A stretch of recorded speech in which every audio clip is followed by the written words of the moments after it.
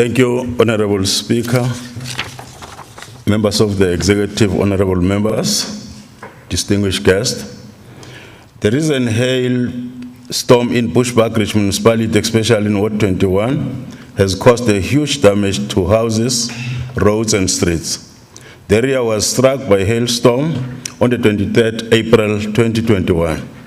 Honorable Speaker, 180 to 200 houses were affected by the hailstorm, where roofs of those houses were destroyed and window pane broken. Unemployment is very high in the area, and therefore most households are unable to fix the damage. We urge the concerned departments, together with the Bushbuckridge local municipality, to work together and assist the community with their roofs and window panes as urgent as possible. As the ANC-led government will continue to prioritize the needs of our people and improve their lives for their better. Thank you. I will now call upon the Honorable MEC Shiba.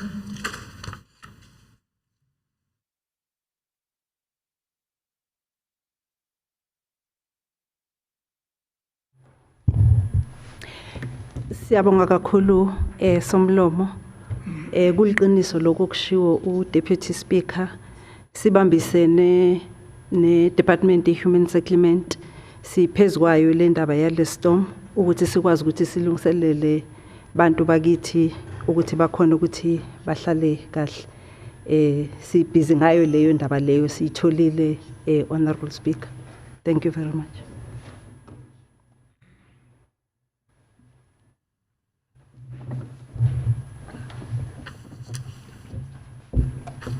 Another member statement, Honorable Msibi.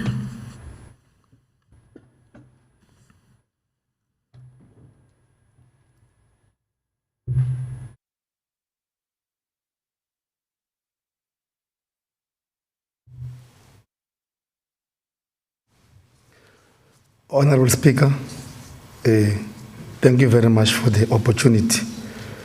The Deputy Speaker and all honorable members, I stand to table a member statement on behalf of the ANC to congratulate all the newly elected SGPs who were democratically elected in the governance of schools within the province for the term of office covering the next 3 years. Honorable Speaker, the SGP members have been given an opportunity to be part of government's drive to improve learning outcomes and reach the goal of quality education in all our schools. As SGPs, they're expected to ensure that schools are governed in the best interest of all stakeholders, especially learners, and always put the best interest of the school before any personal interest. The South African School Act number 84 of 1996, as amended, stipulates that SGPs, amongst their responsibilities, must 1. promote the best interest of the school and ensure its development. 2. adopt policies that will set out how the SGP will operate, that include, amongst others, a constitution, admission policy, a mission statement, and the school code of conduct. Work with the principal, educators, staff members to perform their responsibilities, administer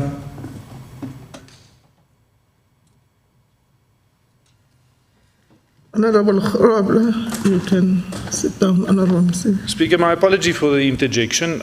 Just on a point of order, is this not the executive statement? And I'm not sure whether we had executive statements on the order paper. Thank you, Honorable Khoraba. We are on statements.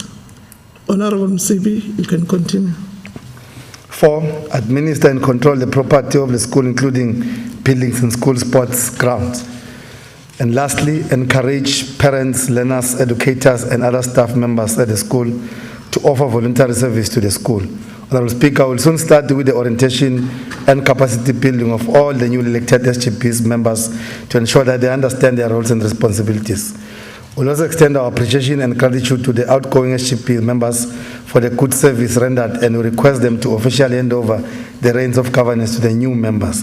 To this end, we wish to extend our sincere appreciation to all role players who made all this possible. Let us work together to make our schools true centers for community growth and development. I will now call upon the Honorable MEC Machuba.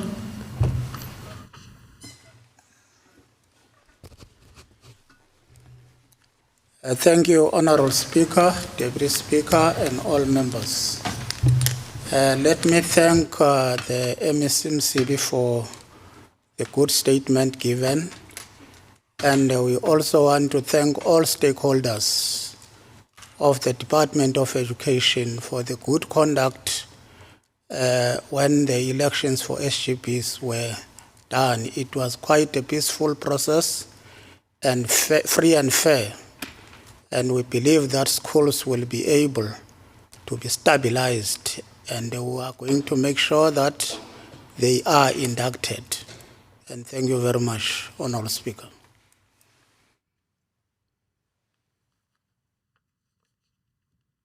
Honorable Grobler.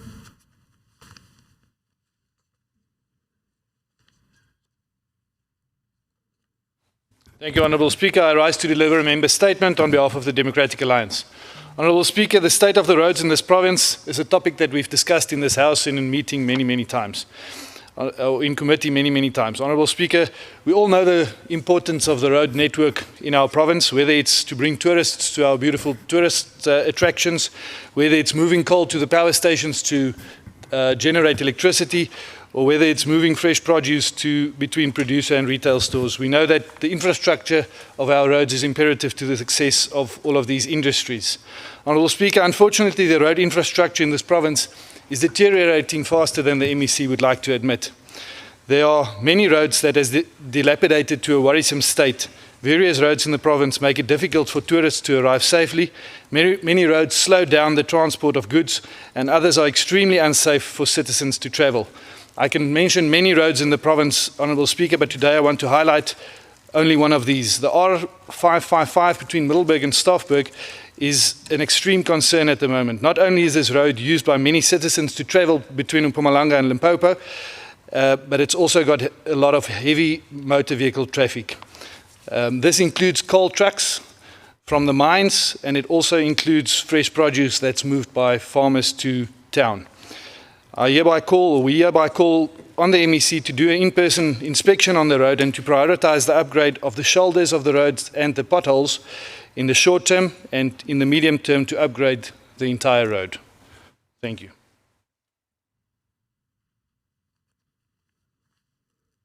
I will now call upon the Leader of Government Business.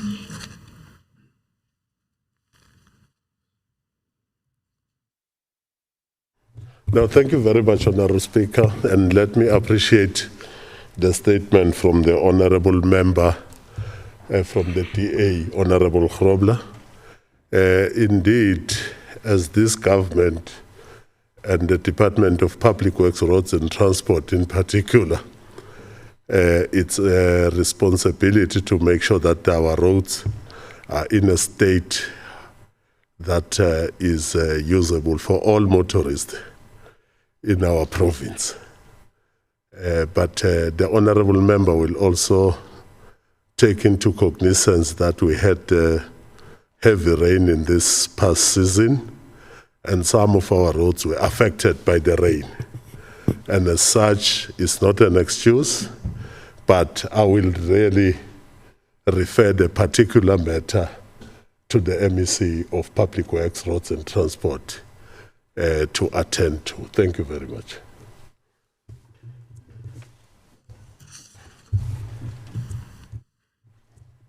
Is there any statement? Honorable Sidibe.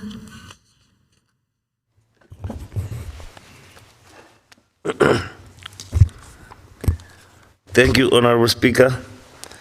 I rise on behalf of the EFF to raise a member statement with regards to the non-payment of service providers for more than 120 days by the Department of Education, whereas these service providers has already done their work and spent their cent to deliver those services.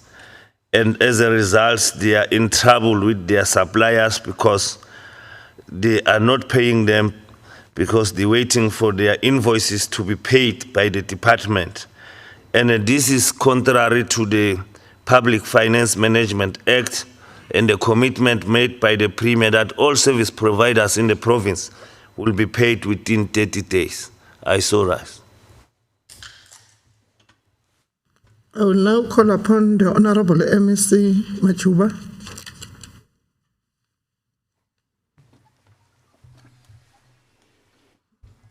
Thank you, Honorable Speaker. Indeed, it is not something good for service providers not to be paid. But in this instance, it is service providers whose claims are being investigated by the SIU. And ourselves, we were asked by the SIU that those invoices must not be paid until such time that the investigation shall have been completed by the SIU. Thank you, Honourable Speaker.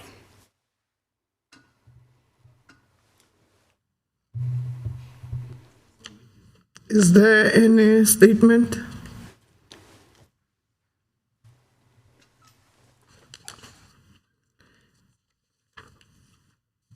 I will now call upon for executive statements.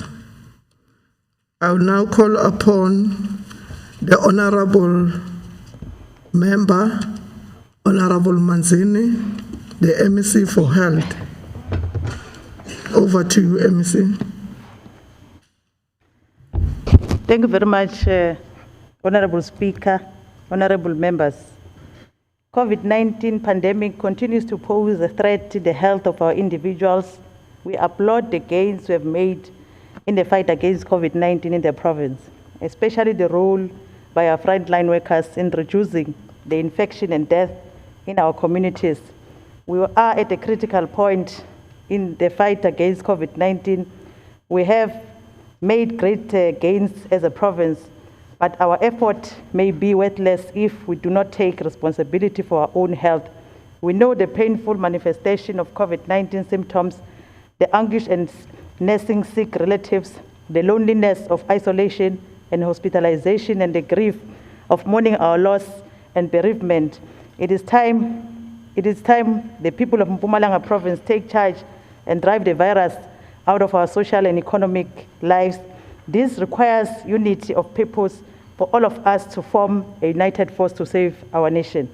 As of 10 of May 2021, the province has recorded 79,098 confirmed cases accumulatively, which makes the province to be the fourth province with lowest numbers, following Northern Cape, Northwest and Limpopo provinces. Among the total number of recorded cases, 76,925, which is 97%, have recovered from the COVID-19. Our recovery rate is above the national recovery rate, which is standing at 95%. However, 765 confirmed cases are still active in the province, and unfortunately, during the pandemic, we have lost 1,408 lives. Condolences to their families and loved ones. The data shows us that the most affected municipality in the province are our economic hubs, Mbombela, with 16,620 confirmed cases, followed by Emalahleni with 11,421 confirmed cases, and the third highest burdened local municipality is Gavenberg with 7,657 cases, followed by Steve Tshwete with 7,095. Currently, the municipality with the highest active cases is Gavenberg, that is accounting for 27% of the active cases in the province at 208 out of the 765 active cases in the province. We're extremely concerned with the current situation in that local municipality. Hence, we have deployed all our resources to the area with an aim of trying to interrupt the transmission rate in that area. When you look at the frontline healthcare workers, it is of high concern to know that 3,549 have been infected, both private and public sector, with public sector accounting the highest numbers at 2,942 confirmed cases, while the private at 607 cases. However, it is consoling to note that 3,392 of those confirmed cases of the healthcare workers have since recovered from the COVID-19, which translates to 95% recovery rate with 93 active cases, and unfortunately we lost the lives of 63 healthcare workers in the province.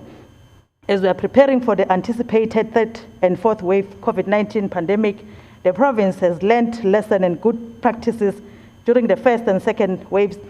It will be very crucial to incorporate all the lessons learned for the preparation of the third wave. The third resurgence of the COVID-19 infection is inevitable. The national data is already showing provinces like Northwest, Free State, Northern Cape being on the upward trajectory, which means that they have already started with their third wave. The province is still under control, though the increase of cases in Governbeki is of a high concern to us, and it needs all of us to be on board and interpreting the transmission in that municipality. We therefore urge the community to continue adhering to the COVID-19 safety protocol by practicing infection preventing measures and practicing distancing, hand washing, and masking when in public to reduce the potential for disease transmission. The public health intervention should become part of their everyday lives. Our behavior as individuals can help to reduce its impact and save lives. The department will continue with this COVID-19 vaccination rollout plan to boost the herd immunity of the population. We started with vaccination of healthcare workers in the province, and we will continue to do that. And the province has vaccinated 18,848 from the Sisonke Medical Research Council with the Johnson & Johnson. Honorable Speaker, on Thursday, the 6th of May, 2021, I have visited Verena village in Tembisile-Hani local municipality at Sasa Pay Point to launch the registration of the elderly in the electronic vaccination data system. This launch marked a significant milestone, not only for our vaccination campaign, but for South African advancement towards universal health coverage. This is the first time in our democratic history that a major public health campaign will be supported by one digital system for all South Africans. This is in line with the 9th pillar of the Presidential Health Compact, which commits is strengthening the health system by developing an information system that will guide health policy strategies and investment. Some of the key activities proposed in the Presidential Health Compact have found expression in the development and establishment of the EVDS system. The department will not go weary or tire in providing quality healthcare services to our community, and we believe that together we shall overcome, and the era of COVID-19 will also come to pass. And we must all protect the population of the province by choosing to vaccinate. Let's all support and make this vaccination fashionable and build the immunity of the nation against the virus. I thank you, Honorable Speaker. I will now allow each political party to comment for not more than 3 minutes in the following order: the EFF, DA, Freedom Front Plus, the ANC.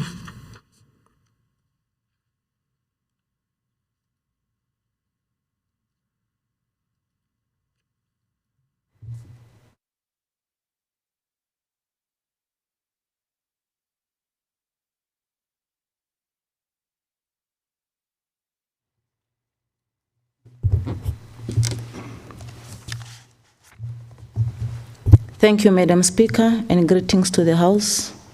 Honorable Speaker, the EFF note the executive member statement as read by the MEC for Health, Honorable S.J. Manzini. It is true that COVID-19 has brought a lot of both economic and health challenges, and as a province, we should give credit where it is due, as the number of the infected people in our province is very high and death rate is very low. And we must also give credit to the frontline workers for all the sacrifices and risks they continue to take. We are very much worried that the Honorable MEC didn't tell us about the detailed plan of what the department is going to do to save lives and keep more infections among our people of Mpumalanga. We expected that you will provide us with a plan that will be rolled out in all the hospitals, clinics, schools, and large public areas like post offices where they get their unemployment funds, and other social grants. MEC, unlike your president, you must begin to take this COVID-19 pandemic serious, because it is your duty as the MEC for Health in the province to save our lives, and as things stand, many people will die and it will end in tears. Honorable Speaker, the pace of vaccination is very slow and worrisome, and the vaccination stations are not well publicized. Therefore, as EFF, we would like to urge the MEC to go and launch a strong campaign using all media platforms wherein they can educate people on the benefits of vaccination as well as the venues. As we conclude, the EFF believes that our people will only be encouraged to vaccinate when they see us leaders vaccinating, starting from the Premier. Thank you.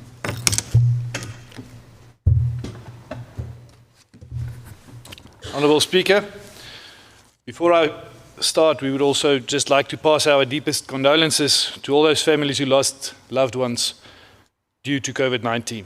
Honourable Speaker, the MEC has just delivered an executive statement with regards to the COVID-19 pandemic, and to tell you the truth, it's quite scary. Our province embarked on a vaccine rollout towards the end of February 2021. It must be stressed that, as per the department's COVID-19 vaccine rollout plan, which was released on the 25th of February 2021, the department initially planned to target 69,652 healthcare workers in phase 1.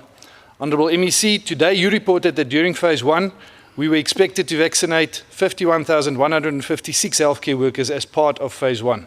However, despite these discrepancies, the department still only managed to vaccinate 33% of healthcare workers to date, 3 months after the start of the vaccine rollout program. As of recent, our country is entering into phase 2 of the vaccine rollout, and in this phase we will have to vaccinate people who are 60 years and older in the province. In addition to this, Honourable MEC, you are on record in the Sowetan stating that the department will only vaccinate 67% of the population in 21 days. Honourable MEC, is it realistically possible, considering the fact that in 3 months the department only managed to vaccinate 33% out of the target of 51,000 healthcare workers? Honourable Speaker, I'm extremely worried about the ability to contain the spread of the COVID-19 if we continue down this path. Whilst the third wave is approaching, coupled with a variant that has wreaked absolute havoc in India. Honourable MEC, in order to effectively respond to the COVID-19 pandemic, all government departments must be free of corrupt practices.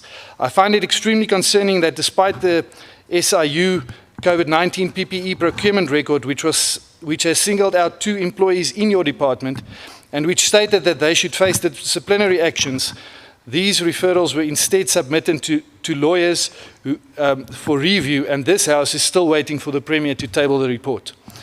We are not going to get anywhere if we don't take a stance against corruption. In concluding, Honourable Speaker, I believe that the only way in which we can contain the spread of the COVID-19 pandemic is if we try our utmost best in ensuring that we reach herd immunity through a properly executed vaccine rollout program and by putting mechanisms in place to prevent corruption. I thank you.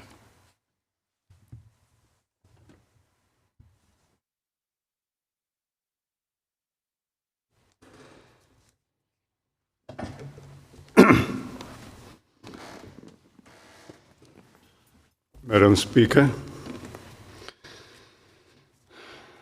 the COVID-19 pandemic has changed the world entirely and permanently.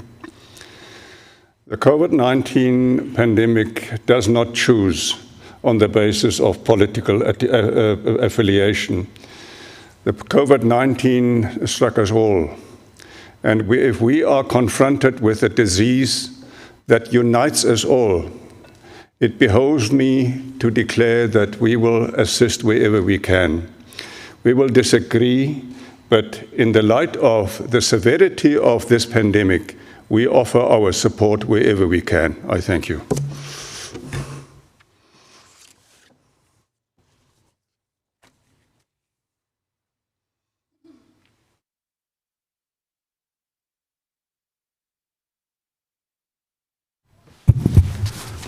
Honourable Speaker, thank you very much. Honourable Deputy Speaker.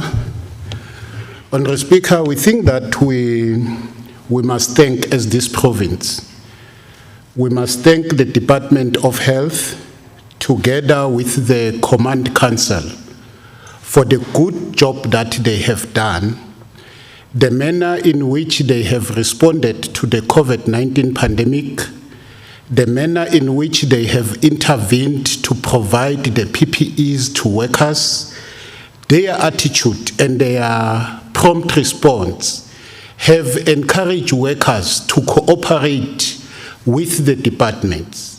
It is appreciated that it is now the workers, it is the nurses, it is the doctors who are pushing the department to say, we want vaccination.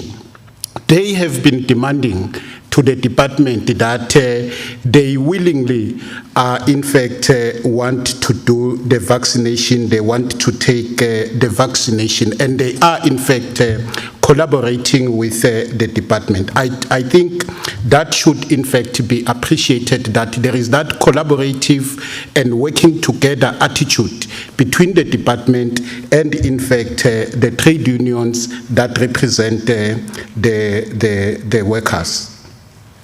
Let's also be combat ready. We will request the department that we should be combat ready, because there is these talks of the third wave, the fourth wave, the fifth wave that is coming. I think we must be combat ready and ensure that the vaccination program is rolled out before the third wave could come or the fourth wave could come, so that by then the people should in fact have been vaccinated. As always, we believe, Honorable Speaker, that the department is not going to fail us, and that as a province we will have a scientific and a comprehensive response to the COVID-19 pandemic. Thank you very much. We thank you.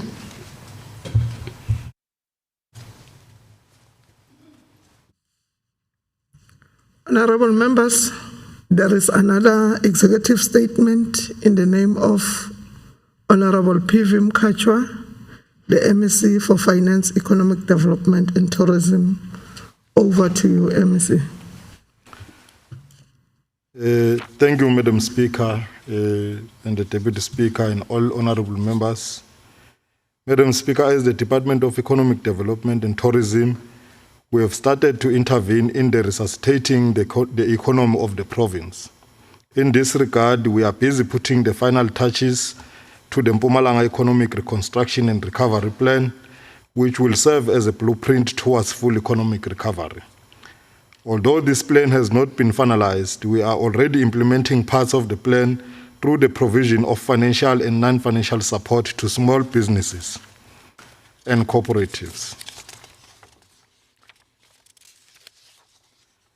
We continue to partner with sister departments and national, like the Department of Small Business Development, to provide financial relief to our small businesses through its state-owned enterprise, SIFA, which is SIFA. Through our public entity, MEGA, we have provided repayment holiday to our small businesses. We are also negotiating with municipalities through our LED forums unit and the units to provide repayment holidays for rates and taxes. Working in partnership with the tourism private sector, we have developed the Provincial Tourism Recovery Plan with a view to strategically respond to the devastating impact of the COVID-19 pandemic. Our aim through the plan is to protect and rejuvenate supply, reignite demand, and strengthen enabling capability. We are thus proposing measures to enable the reopening and repositioning of Mpumalanga to compete in the national and global markets post the COVID-19 pandemic.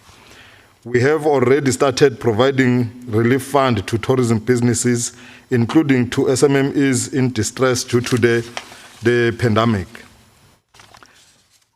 As a start, we have resourced the first phase of the implementation of the plan to the tune of 10 million. So far, 91 tourism businesses have benefited from the fund by receiving funding ranging from 7,000 up to a maximum of 50,000 per beneficiary. This totals to 329 tourism businesses which have already benefited from both the national and provincial tourism relief fund, given that 238 tourism businesses from our province have also benefited to the tune of 11 million. 900 rands from the National Tourism Relief Fund. Our second focus area in relation to implementing the recovery plan will involve the public sector tourism products, infrastructure, upgrade and marketing of the province. In this regard, we have prioritized Manyeleti, Blade Canyon, Endova, Songimvelo and SS Kosana nature reserves, which are run and managed by MTPA. Funding has been made available in this regard, including for marketing purposes, albeit it not being adequate. Let's grow Mpumalanga together through tourism. I thank you, Honorable Speaker. I will now allow each political party to comment for not more than 3 minutes in the following order: the EFF, DA, Freedom Front Plus, ANC.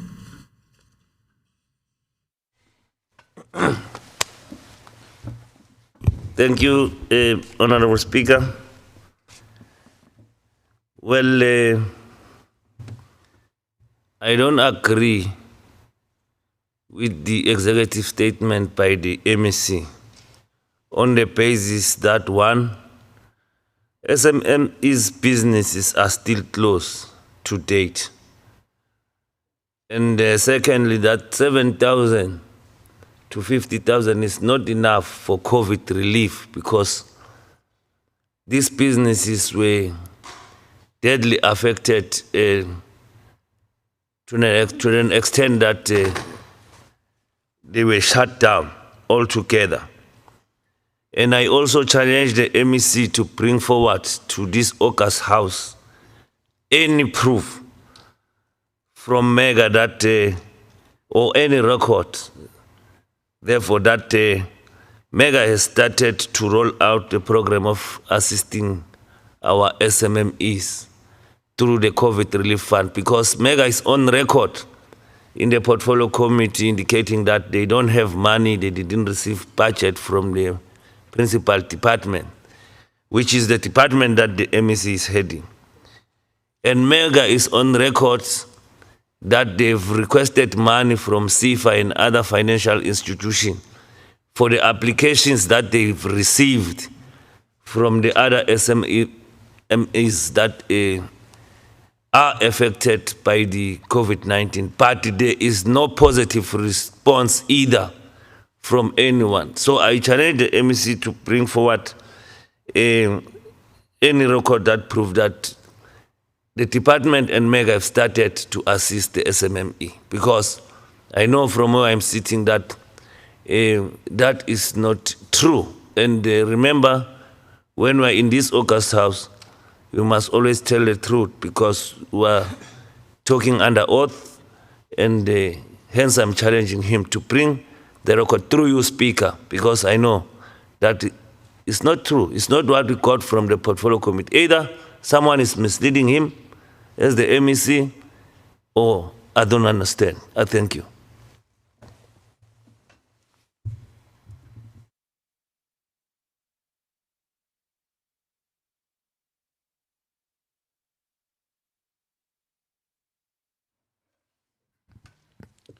Thank you, Honourable Speaker.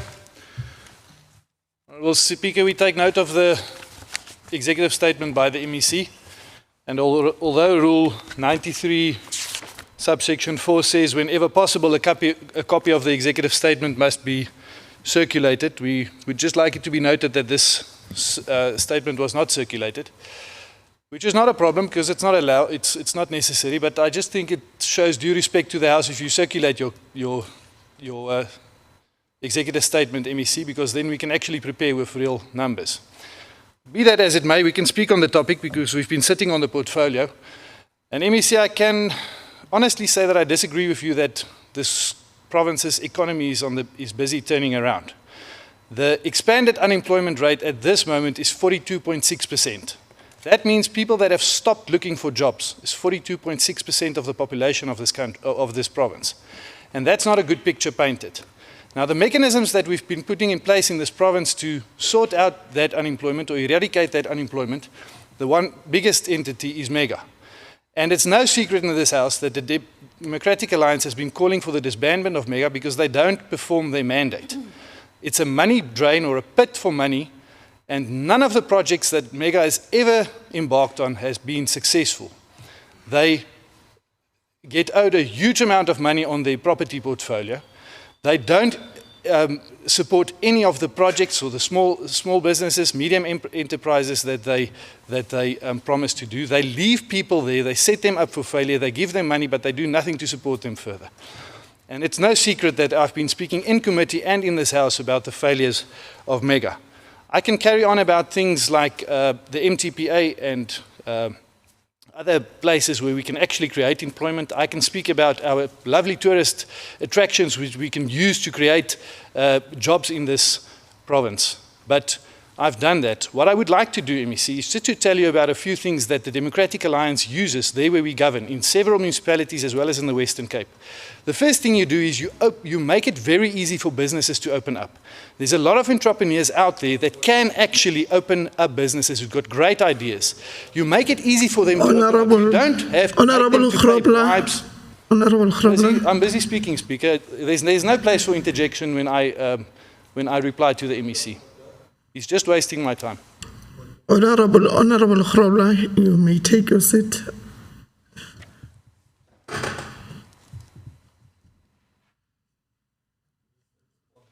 No, thank you very much, Honorable Speaker.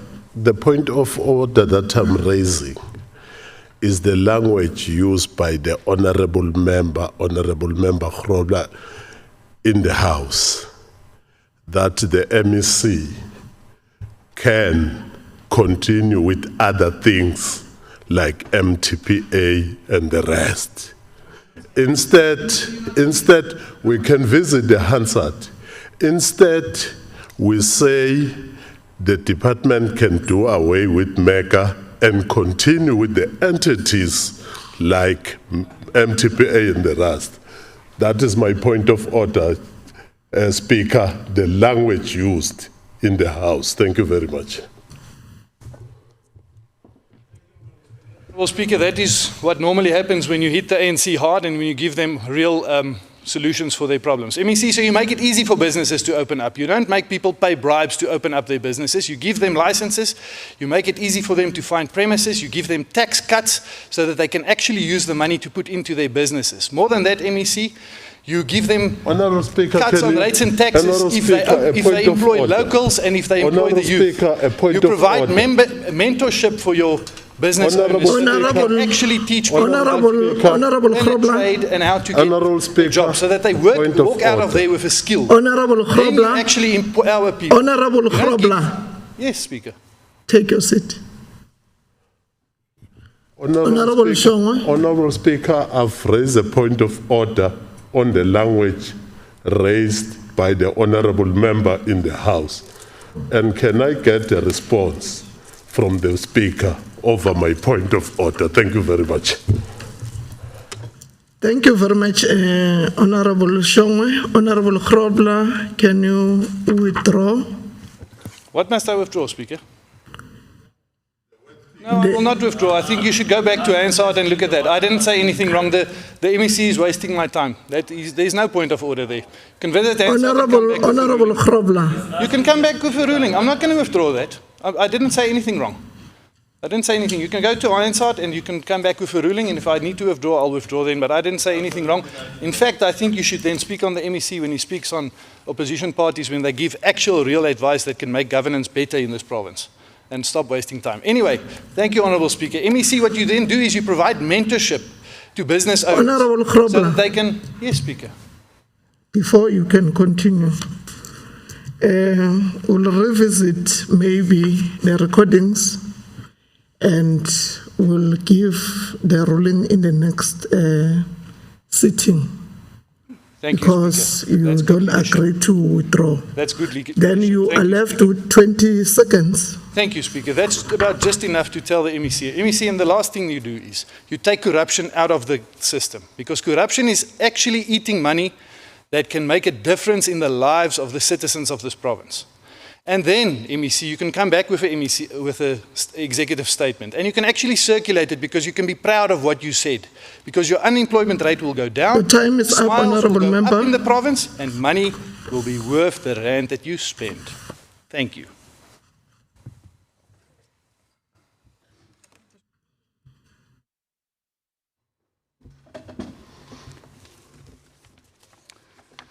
Honourable Speaker, I believe that the ANC is quite in line with international tendencies and practices if they try to resuscitate the economy by supporting businesses.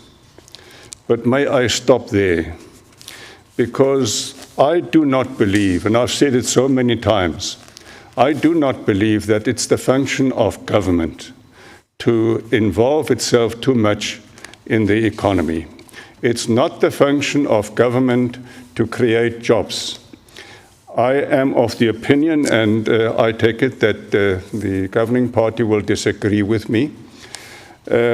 What I notice is that the ANC government is flirting with socialism in an extent which is too high. Madam Speaker, may I continue, please? It's my view. It's the view of my party. Because may I quote, the late Winston Churchill said, socialism is the philosophy of failure. It's the doctrine of greed.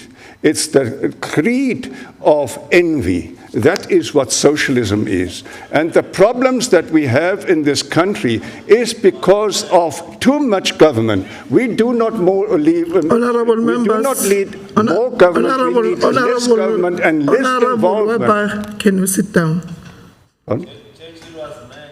Honorable Weber, can you sit down? Honorable members, you are reminded about the rules of the House. The conduct in the House. Honorable Grobler. Honorable Grobler, can you please respect the meeting?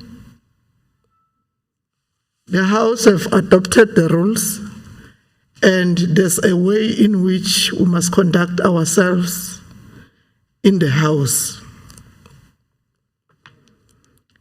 And in terms of Rule 34,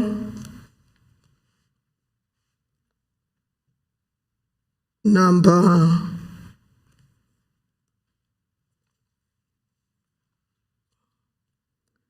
12, it says that members or members of the public may not sing or converse aloud in the chamber during a sitting. Honorable members, I request you that you must not disrupt honorable members when they speak. You must give them the opportunity to speak. Honorable Weber, over to you.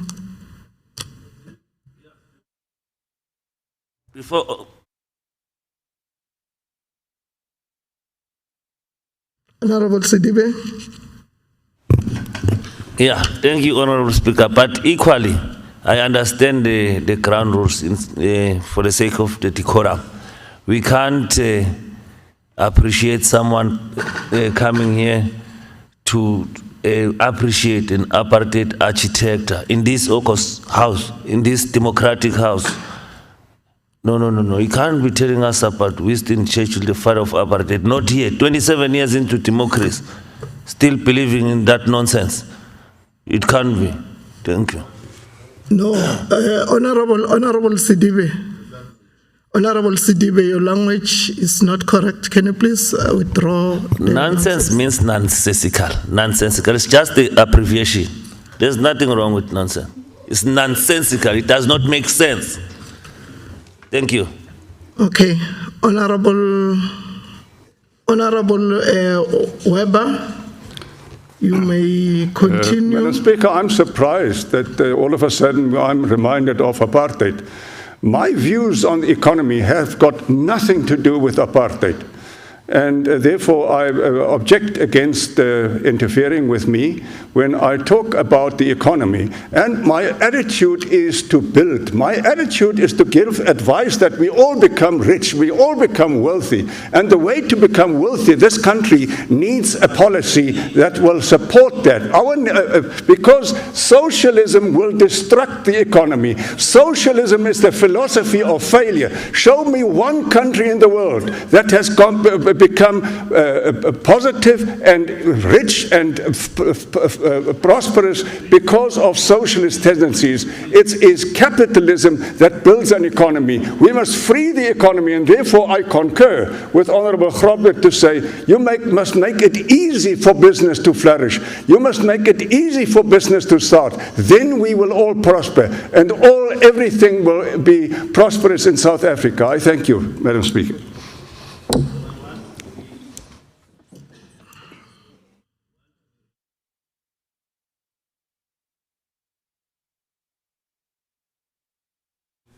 Honourable Speaker, thank you very much.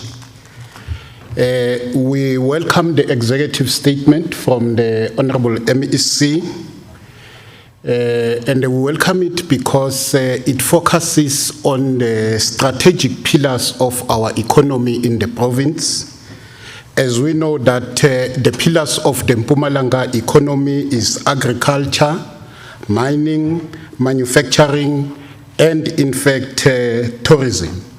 These executive statements, it's focusing on the finalization of the fresh produce market, which has got a potential to create thousands and thousands of jobs. It focuses on the finalization of the Nkomazi SEZ, which also has got the potential of empowering our people, growing our economy, and creating thousands and thousands of jobs.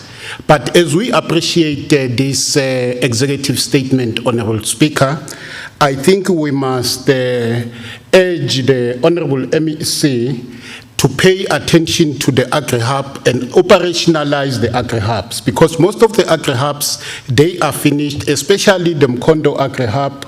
It is finished, working together with his colleague, which is the MEC for Agriculture. If they could pay attention to the agri-hub and ensure that they are operationalized, and the stakeholders that are supposed to play a role are in fact invited to play a role in the operationalization of the agri-hub. We agree with the Honourable MEC that tourism plays a strategic role in the province. It creates both direct and indirect jobs, and as such, in that regard, we welcome the intervention to upgrade the Manyeleti and other game reserves, and we want to encourage that let us use these 4 pillars of our economy to mitigate the negative impact of the COVID-19. Honourable Speaker, we cannot just leave this podium without responding to that neoliberal offensive that comes from Honourable Weber, because Honourable Weber cannot come here and argue that socialism has failed. He should come here and tell us that the neoliberal offensive has failed, because the reason why we have got so much unemployment across the world is because of neoliberalism. The reason why we have got so many poor people across the world and a few people being rich is because of capitalism, imperialism, and neoliberalism.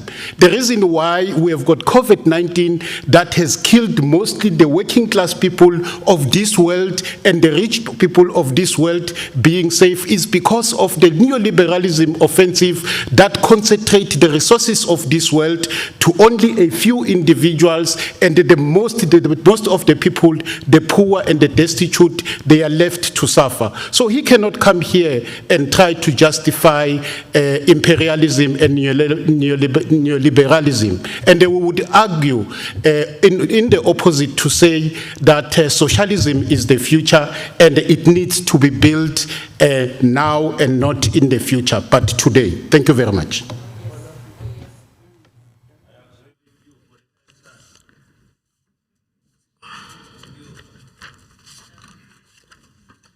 Motions without notice. Are there any motions without notice? Honorable Makarenge.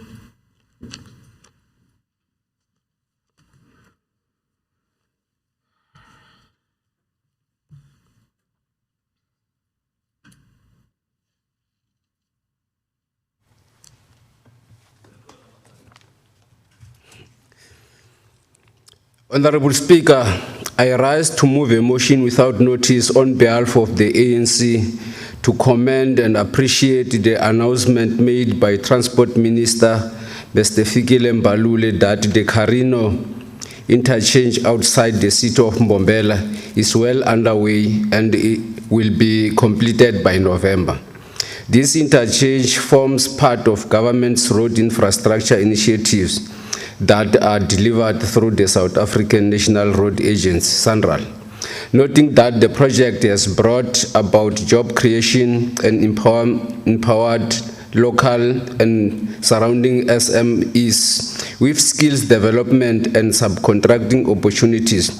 The interchange is the most important link between Mbombela and Kanyamazan and will provide a direct link from the R514 road to N4 road.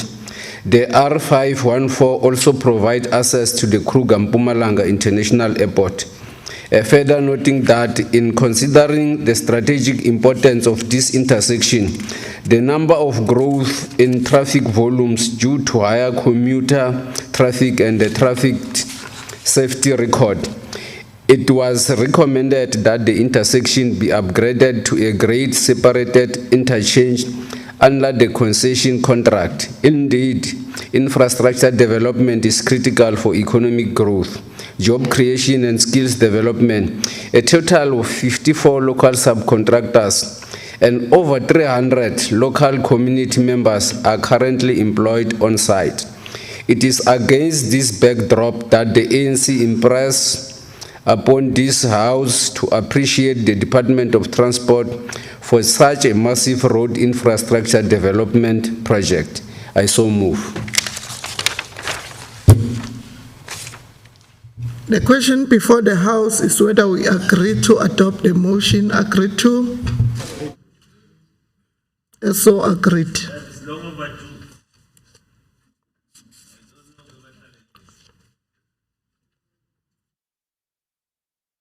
Are there any motions without notice? Honorable Mkavela.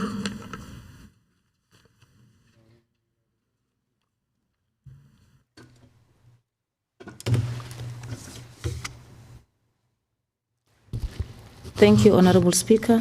I rise to applaud and congratulate the good work done by the official opposition in this House, led by our party leader, Honorable MC Sedibe, when handling the traffic learners recruitment and appointment, which resulted in the Honorable Premier nullifying the appointments. Honorable Speaker, as the EFF will continue to oppose any form and type of corruption, nepotism, and fraud done by any person or department in our government. Honorable Speaker, we welcome the withdrawal of the budget allocated to the college and the suspension of the catering services. We call upon the Honorable Premier to remove all the learners who are still in the college with immediate effect, even though we know that there is some resistance by the learners to vacate the college. I so move. The question before the House is whether we agree to adopt the motion. Agreed to? Agreed, as agreed by the So Premier. Agreed, yes. Honorable Morgan.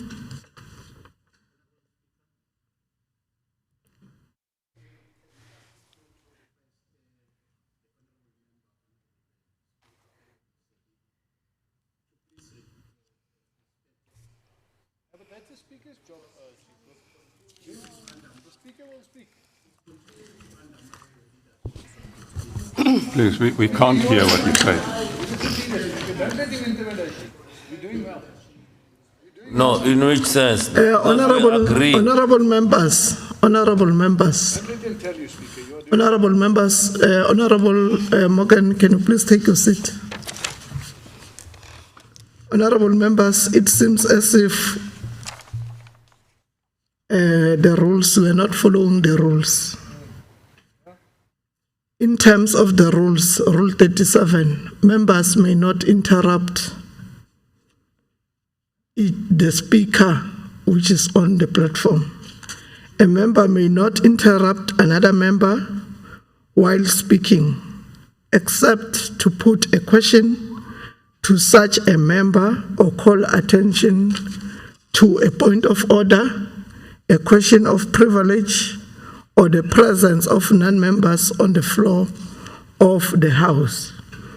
And I request honorable members that we must follow the rules and orders of this House and make sure that we protect the dignity of the House. And I reminded you about the rule which speak about members must not be allowed in the chamber. When a member is speaking, let's respect the views of other members. May I allow Honorable Morgan? On what, Honorable Sidibe? I think we must correct this one because you might be misled by the chief whip here. I've never interfered with any speaker because we're agreeing on the motion. I just said agreed, and as agreed by the Premier in terms of the nullification of the college traffic officers intake. There's nobody that I've interrupted. I don't know whether he was asleep, he just wake up and see the red overalls and then he was dreaming of corruption, disruption. But between me and you know that we have never been disrupted today. Thank you. Honorable members, let me remind you about the conduct in the House. The Chief Whip was speaking on the issue of the conduct in the House, Honorable Sidibe. On Rule 34, number 12, members or members of the public may not sing or converse aloud in the chamber during the sitting. If it's you, Honorable Sidibe, honorable members, honorable members, can you please, honorable members, Honorable Sidibe, can you please respect, Honorable Sidibe, can you please respect because I'm still speaking. I do respect, Speaker, and you know exactly. But Honorable now we are agreeing with the Chief Whip. Something that I'm disputing that I never spoke. Honorable Sidibe, take your seat. I did not recognize you to speak. Honorable members, let me remind you about the rules of the House, conduct in the House, Rule 34, number 12. Members or members of the public may not sing or converse aloud in the chamber during a sitting. Honorable members, let us respect each other. If a member is on the platform, let us not make noise, as the rules are saying the conduct in the House. Can I allow Honorable Morgan? Honorable Nyembe, before Honorable Morgan. Thank you, Honorable Speaker. Honorable Speaker, on point of order, I never heard you recognizing the Chief Whip, but you are taking his side. But you never recognize him in this House. That's unfair to us. Thank you, Honorable Nyembe. Honorable Morgan. Thank you, Honorable Speaker. Honorable Speaker, cash-in-transit robberies have become so common in our province that it is starting to become an accepted norm. In recent months, CIT highs have been on the increase in numbers. in the severity of the crime and many of these attacks reiterates a lawless society in which life is undervalued. Honorable Speaker, just 4 days ago, there was an attack on a vehicle transporting money on the R40 between Bombela and Barberton. And before anything else, the security guards transporting this money came under a hail of bullets. The 2019-2020 annual crime stats, as released, reveal that 4 of the municipalities in our province were on the top 30 stations for having reported high cash-in-transit robberies. These are Mala, Bombela, Middelburg, and Siabuswa. Given the violence and lawlessness which is associated with cash-in-transit robberies, I move that this House adopts the following. The MEC of Community Safety, Security and Liaison must intervene and ensure that those who are transporting money in our province are protected. I so move. The question before the House is whether we agree to adopt the motion. Agreed to? Agreed. The motion is defeated.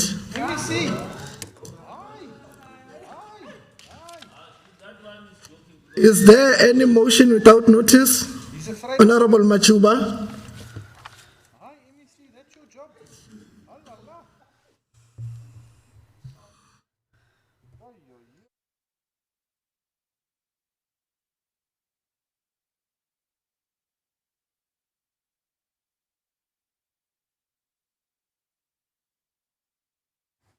For this House to applaud and support the Department of Human Settlements on their plan to save stands in order to allow our people to build houses of their choice.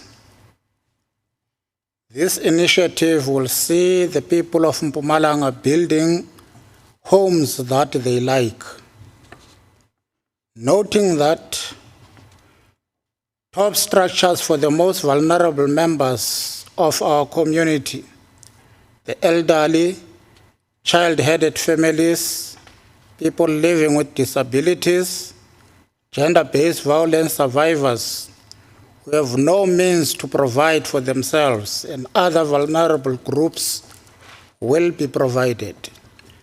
This is indeed an indication that the ANC do care about the people of this province.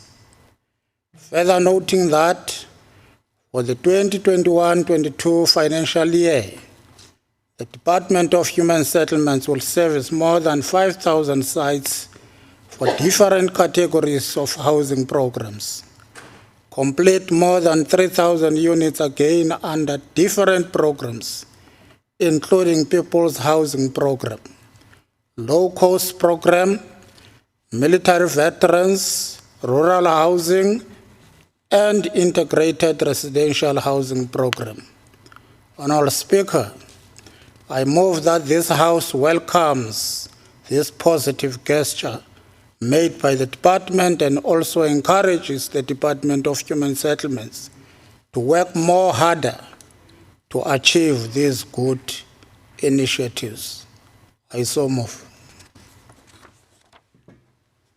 The question before the House is whether we agree to adopt the motion. Agreed to? No, we can't raise a fish for swimming. Motion is defeated. Is there any motion without notice? Honorable Weber.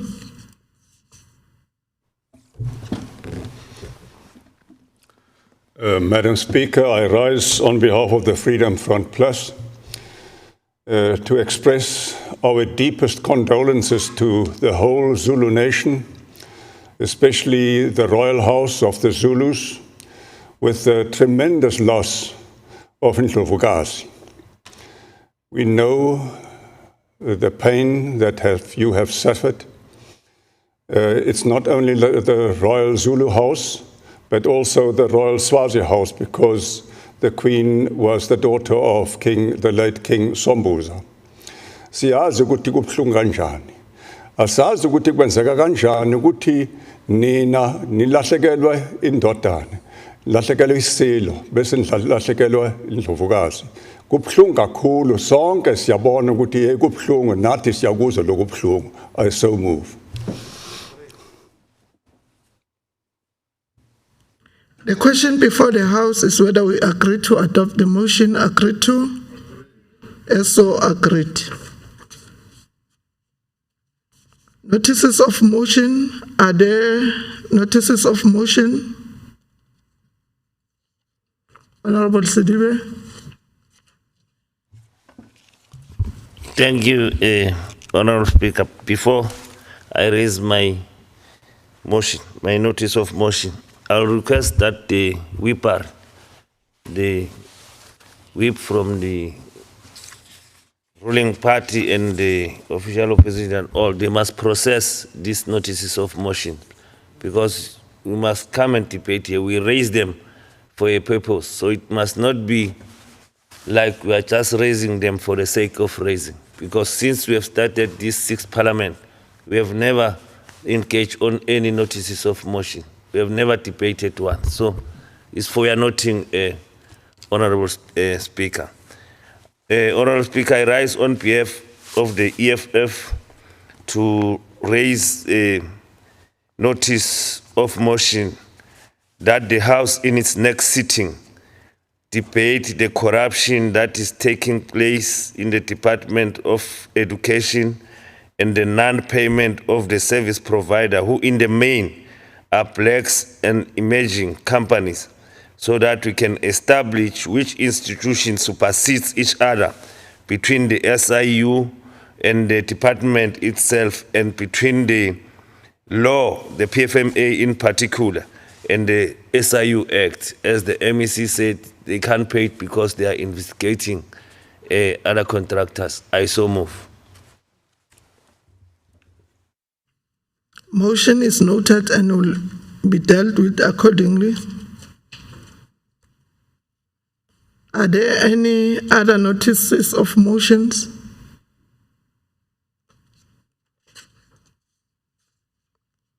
On formal motions, I am informed that there are no formal motions. We'll now proceed with the order of the day. The Secretary shall read the first order of the day.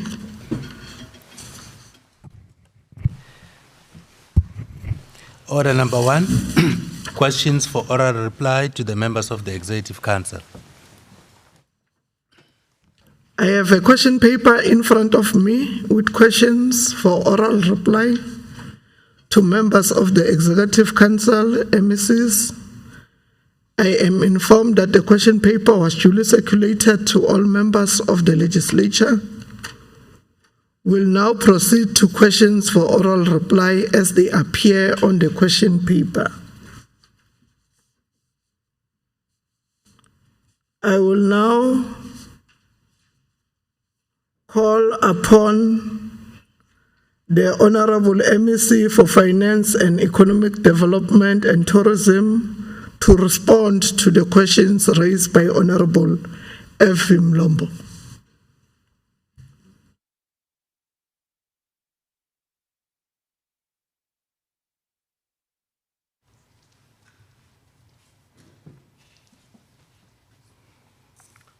Thank you, Honorable Speaker and the Deputy Speaker, the Chief Whip and the Deputy Chief Whip, honorable members. Honorable F. Mlombo, ANC, to ask MEC for Finance, Economic Development and Tourism. The Mpumalanga government have seen a need and opportunity to create the Mpumalanga International Fresh Produce Market in order to improve food security, create jobs and develop the nutrition of underprivileged communities. The first question, can the Honorable MEC elaborate about job opportunities that will be made available for the people of Mpumalanga? In response, the Mpumalanga International Fresh Produce Market will become a key enabler of the broader fresh produce ecosystem in Mpumalanga and create a platform for greater value creation for stakeholders across the entire value chain. In terms of the agricultural value chain, the the Mpumalanga Fresh Produce Market will create opportunities for related businesses and employment in the following subsectors: primary inputs, which are the provisions of seeds and fertilizers, agricultural equipments like tractors and farm implements, construction of greenhouses and other farm infrastructure like dams and fencing, as well as financial services and insurance. On production and processing, all fresh commodities like fruits and vegetables, meat, which is red and white meats, dairy will be sold at the fresh produce market, which will enhance the market demand for these products and create further opportunities in food processing and packaging, beverages processing, and other value-added processing. Transportation and infrastructure, opportunities in storage, transportation, which can be road, rail, and shipping, as well as cold storage and distribution. Further to this, the Mpumalanga Fresh Produce Market is estimated to create 2,620 direct jobs during the construction phase that is currently being rolled out, and an additional 7,493 employment opportunities will be indirectly created, and 2,139 included jobs, induced jobs will be stimulated. Total employment impact is anticipated to be 12,252 jobs. The construction spend earmarked for SMMEs is approximately 35%. Direct opportunities that will be created by the Mpumalanga International Fresh Produce Market once operations commence are the following: cold storage and ripening, the regulator atmosphere storage, controlled atmosphere storage, ripening and degreening, carrying of shelf life, tracking and change rooms, bulk breaking facilities, consumers market, general merchants, forklift drivers, forklifts and panel repairs, processing and caners, shed collation and pack houses, commercial center, waste management, security, accounting, clearing agents and customers, and exercise maintenance teams. Question 2, how is the international fresh produce market going to contribute to the economic growth and economic recovery in the province? The Mpumalanga Economic Reconstruction and Recovery Plan seeks to address the negative impact of COVID-19 on economic growth with a view to reignite its prospects, and it takes cue from the National Economic Reconstruction and Recovery Plan. In the main, the plan is aimed at stimulating growth and job creation through the implementation of key priority areas, which are infrastructure development program, industrialization centered on localization and growing export sectors, mass employment program, and strengthening the role of SMMEs across the economy. The fresh produce will address the key priority areas in the following manner. In terms of infrastructure development program, the importance of and focus on provincial public sector infrastructure investment to stimulate growth and create jobs insofar as rollout of the Mpumalanga Industrial Development Plan and its 3 industrial technology parks, International Fresh Produce Market and Commerce SCZ, to stimulate economic growth, especially in the manufacturing sector. In terms of the industrialization centered on localization and growing the export sector, as mentioned previously, the rollout of Mpumalanga Industrial Development Plan and the implementation of provincial trade and investment strategy, which includes the development of the Nkomazi SCZ and Mpumalanga Fresh Produce to grow the agricultural sector for export purposes. Coupled to this is the identification of import substitution opportunities in the province to further enhance local production. In terms of mass employment program and strengthening the role of SMMEs across the economy, focus should be on high labor intensity industries like agriculture, especially for youth job creation. In this regard, the importance of provincial specific job creation programs in agriculture, such as Fortune 40, should be enhanced and improving inclusive economic growth and creating more jobs opportunities for the people of the province. The 2019 to 2024 medium-term strategic framework is prioritizing focal areas such as support for women, youth-owned small businesses and cooperatives, Greater participation by black people, women, youth, and persons with disabilities at all economic levels is part of the Mpumalanga provincial government's way of doing business. The relief fund for SMMEs affected by COVID-19, also the Mpumalanga Youth Development Fund announced by the Premier, is included in the area of intervention. The third question, which is what will be the role envisaged for the neighboring countries towards accessing products and make this phenomenon sustainable at the international level? The response is that one of the cornerstones of the Mpumalanga International Fresh Produce Market will be the linking of small-scale producers and cooperatives through the agri-hubs with the main market, with associated exposure to local, regional, and international consumers, whilst improving the local supply logistics chain. In essence, the model involves the establishment and operationalization of the agri-hubs, where emerging small-scale farmers can supply their produce for further distribution to the Mpumalanga fresh produce and ultimate exposure to a much wider regional, national, and even potential international market.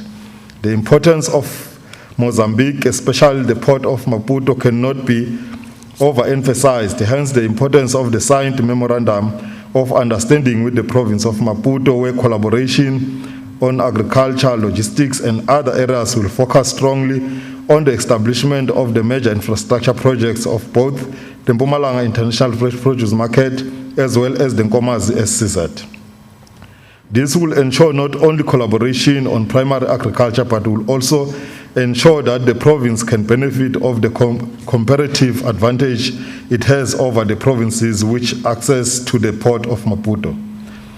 Work is also continuing on the development of off-take markets for the fresh produce on local, regional, and international level, and in this regard, the relationship with Oman as a gateway to the Middle East and Far East markets is being strengthened through the various technical engagements with the port of Soa in Oman to establish a food zone where the fresh produce can be distributed to the international retailers and consumers. Thank you very much. Honorable Mlombo, do you have a follow-up question?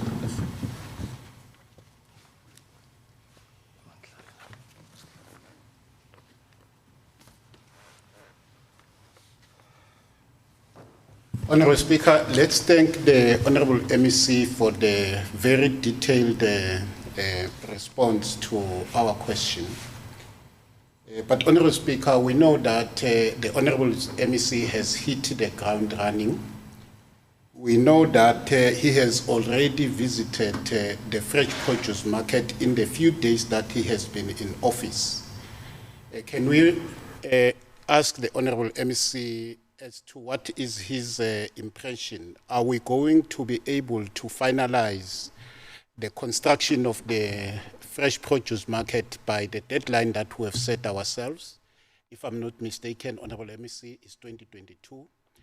What is the impression that you got when you went there?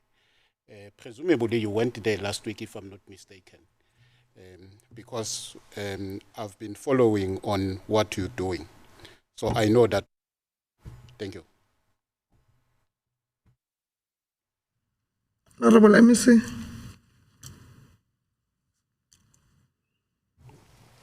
Thank you, Honorable Speaker. Indeed, I have taken opportunity to visit the site, and I must indicate that this project is receiving priority from the attention of the executive as well. Tomorrow, the EXCO committee is also visiting the site to go and monitor progress, and indeed with a view to ensure that the construction phase and also the operationalization phase, they come into effect according to the given timelines. Thank you, Honourable Speaker. Are there follow-up questions from other members? Honourable Khrobla. Thank you.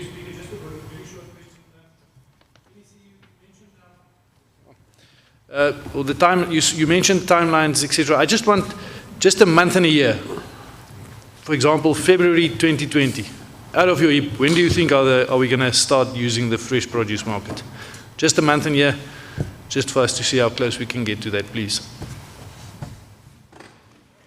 Honorable MEC. Well, Honorable Speaker, there are going to be different time frames given the phases on the site. But the phase in terms of the main building, the indication is that by January 2022, they should be complete with the construction and starting with the operationalization as well. So as they continue to construct the other phases, we'll be operationalizing the first phase. That is the understanding, Honorable Speaker. Thank you.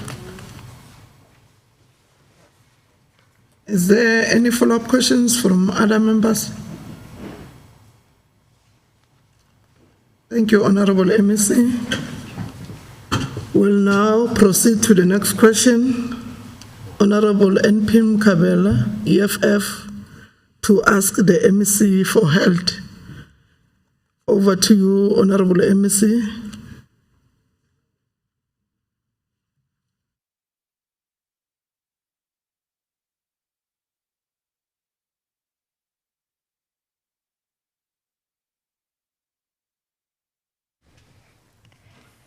Thank you, Honorable Speaker, Deputy Speaker, the Chief Whip, and honorable members. The question from Honorable Mkabela from the EFF. Since the beginning of March 2020, South Africa went on a lockdown due to the COVID-19, as did many countries as well. A lot of families lost their loved ones because there's no cure for the pandemic diseases. The President announced late last year that the country has ordered vaccine from India, which arrived but never distributed due to well-documented reasons, such as low efficiency and its lifespan. We now know that a new vaccine produced by Johnson & Johnson has been ordered, and the first batch arrived on the 16th of February 2021. The first question is, how many vaccine jabs has Mpumalanga been allocated from the first batch, and how are you planning to split amongst all the workers? The province received an allocation of 3,644 doses from the first batch that we received on the 17th of February 2021, and they were allocated as follows, Honorable Grobler. That's what we received, hence we're the first province, in fact, to finish all the doses that were allocated to us. 2004 allocated for Rob Ferreira, for which 2,000 were used with 4 wasted. 1,640 allocated for Witbank, of which 1,729 were used with 11 wasted because of the time frame. To date, 11 March 2021, the province has received a total of 21,087 doses, and a total of 18,848 healthcare workers has been vaccinated throughout the province. Before we were stopped, the department has resumed as of today, the 11th of May 2021, with the vaccination of healthcare workers after a halt that was taken following the report of the 6 women who presented with clotting blood after vaccination in the United States of America. We have received 1,000 doses of Johnson & Johnson that we have distributed to Temba, 520, and Mamitlake, 408. The second question, how many of the frontline healthcare workers have volunteered to be vaccinated using the electronic data vaccination system set up by government? The province received the first batch in February 2021, and from that batch, 3,729 healthcare workers were vaccinated with 15 doses wasted. To date, the province has vaccinated 52.5%, which is 18,848 of the healthcare workers using the Johnson & Johnson vaccine, out of the 35,854 that have registered in the electronic vaccination data system. MEC, seemingly there is a revolt against the vaccine, and we want to know what further steps is your department going to take to promote trust towards COVID-19 vaccination. The department has engaged the organized labor, who is assisting in consulting with their members to allay anxiety, and continuous education of staff is conducted in all vaccination sites. But we can indicate that most of the healthcare workers have taken the vaccine, And that on its own has assisted us as a province to roll out into the communities, because if they've started, then it is giving confidence to the community that they can also take the vaccine. Which storage facilities is the department using for the COVID-19 vaccine? The department, we can indicate that the Mzansi Ethical Research Council team brought their own fridges, which is stored in the vaccination site pharmacy in a lockable room. Thank you, Honorable Speaker. Honorable Mkabela, do you have a follow-up question?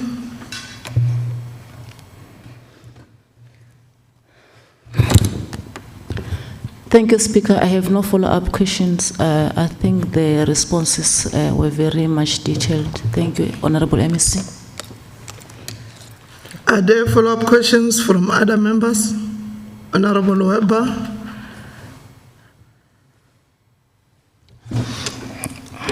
Madam Speaker, through you, I would like to ask the Honourable MEC, why do you not advise people to use ivermectin? Ivermectin is very, very effective. It can save a lot of lives, and it's cheap. It's readily available, and I can't understand why we do not use it.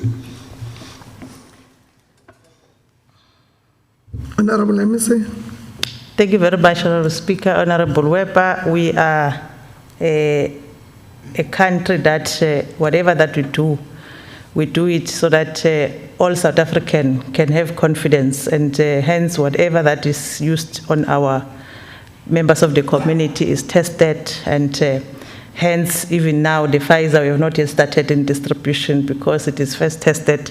So for now, as a country, we have not been authorized to use it. Hence, we are using those that are authorized and that are tested, are checked by the national government for us to be usable for human in this regard. Thank you. Is there any follow-up questions? Honorable Sidibe.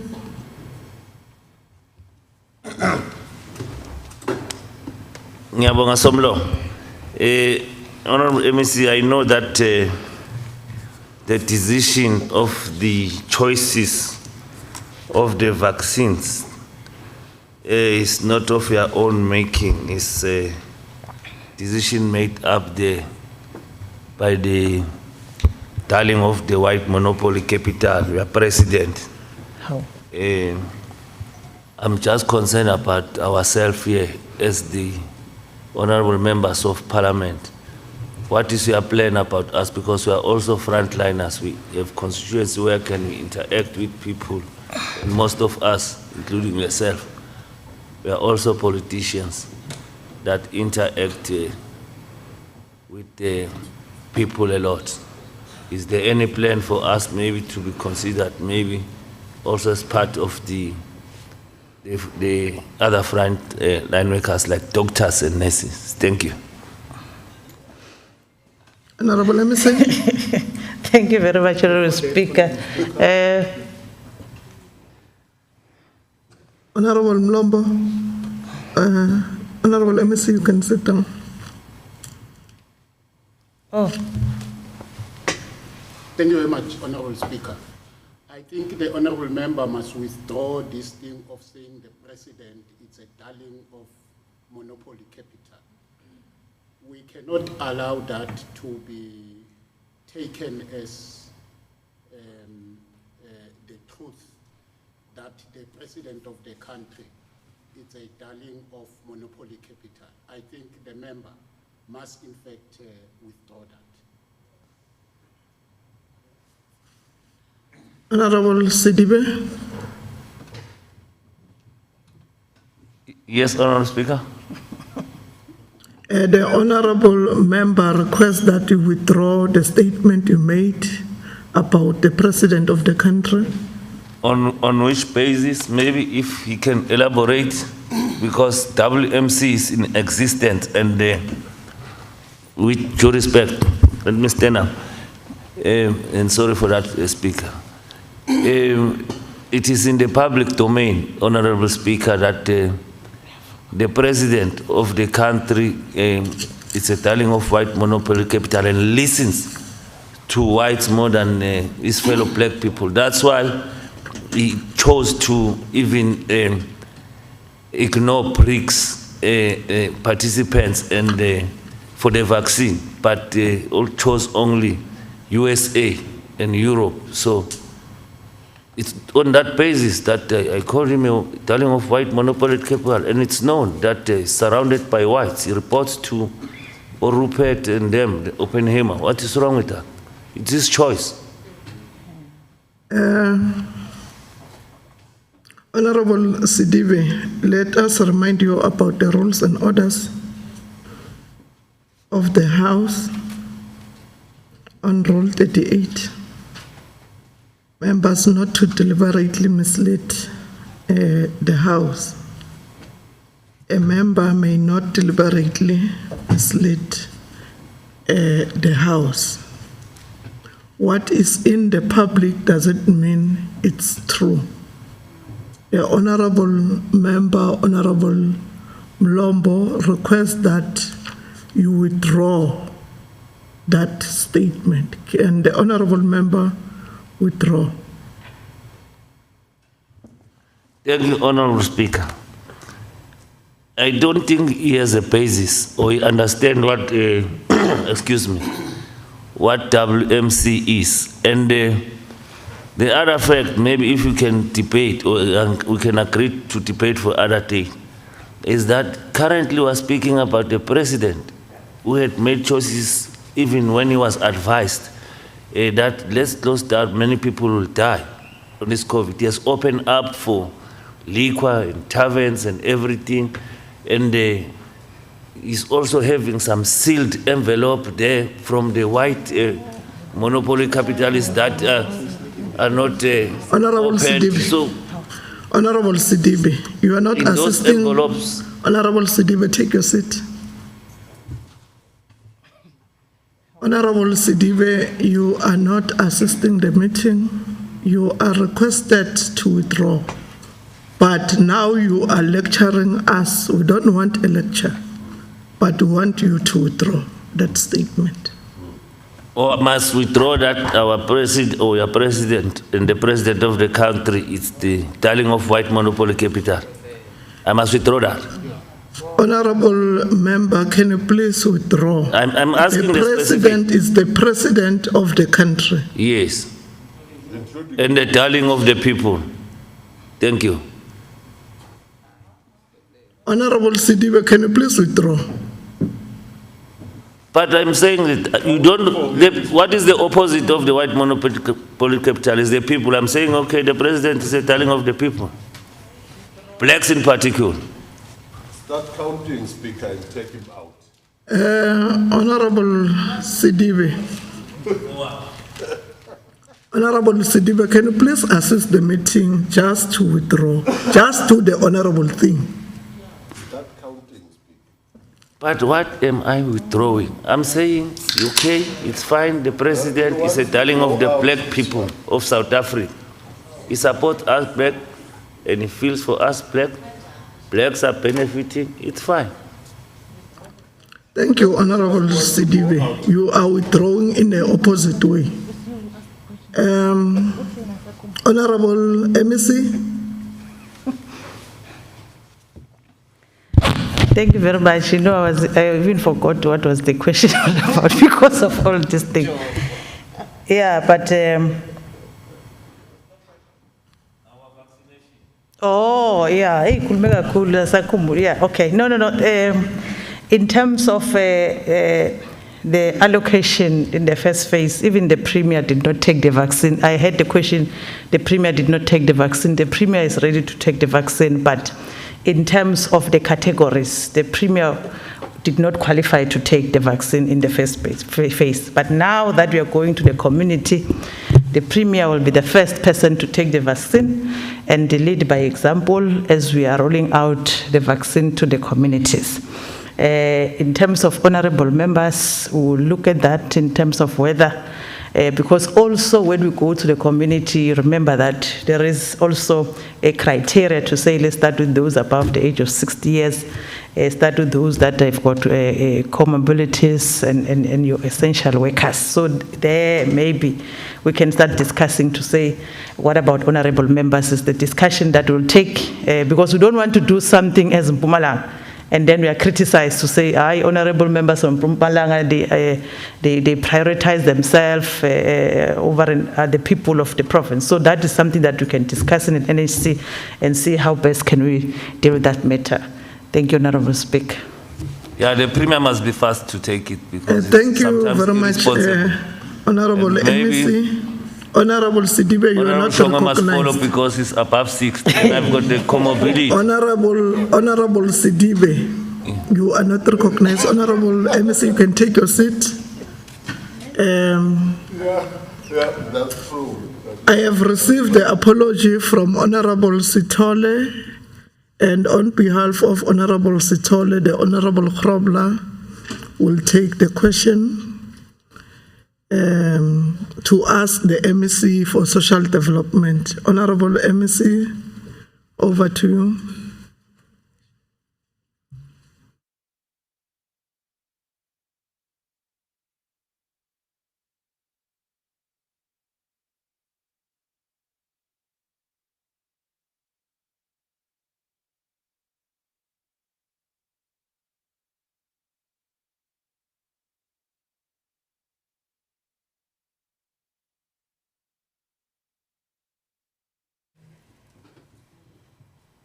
Thank you very much, Honorable Speaker, and greetings to the members of the House. I was inquiring, Honorable Speaker, because last time we've dealt with these questions, whether we should be redoing them. Hence I was consulting as I was coming up, because they were similar question and we gave a response. I would be advised by your good selves.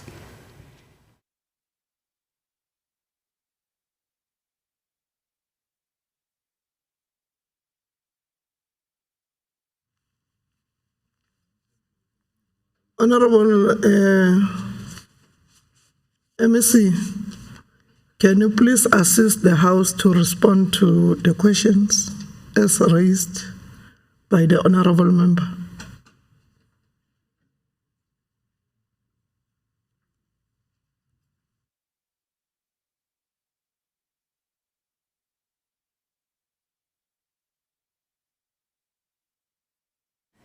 Speaker, I would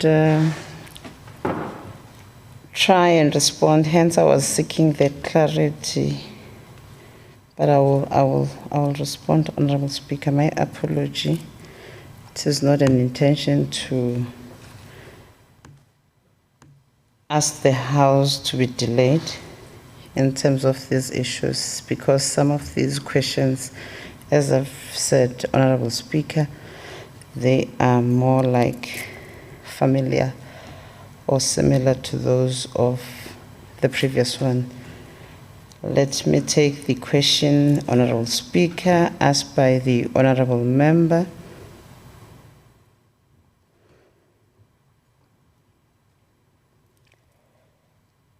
Honorable Krobla.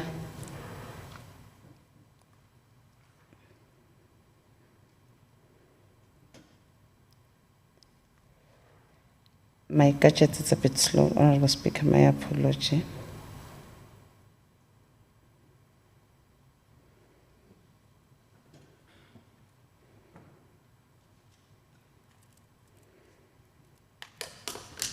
The questions that were directed to ourselves as the Department of Social Development is in terms of the psychiatric facilities and the intake. With regards to psychiatric patients in Mpumalanga, can the MEC please indicate the following? The list of those facilities that can provide for the psychiatric patients, and also the state of in terms of the plans to increase the psychiatric patients in Mpumalanga and also those that are in the care. I'm just going through them, Honorable Speaker, and also the psychiatric patients and their families in the waiting area in terms of the long-term facility, and that can we provide also the records of 18, 19, 19, 20, 2021 across the facilities. Hence, I was seeking that clarity, Honorable Speaker, to say those are the questions raised by the member.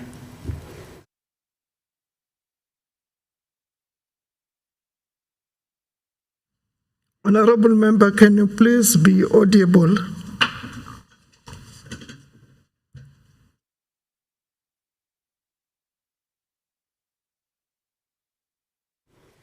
And our response, Honorable Speaker, on those questions was that some of the functions that we have been asked, some of them, they are not our core competence as a department. And we share that responsibility with the Department of Health. And we requested that some of these responses, Honorable Speaker, would respond in writing, giving those details to the member as requested. That was our request, Honorable Speaker.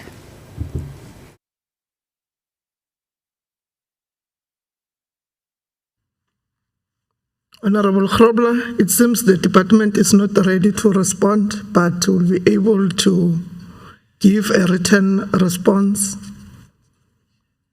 Over to you. Thank you, Honourable Speaker. Honourable Speaker, yeah, I think you summed it up correctly. It seems like the MEC is not ready for the answer, and we would appreciate those in writing as soon as possible, please. Because there's no use in deliberating on it if we're not going to get a quality answer. Thank you, Speaker.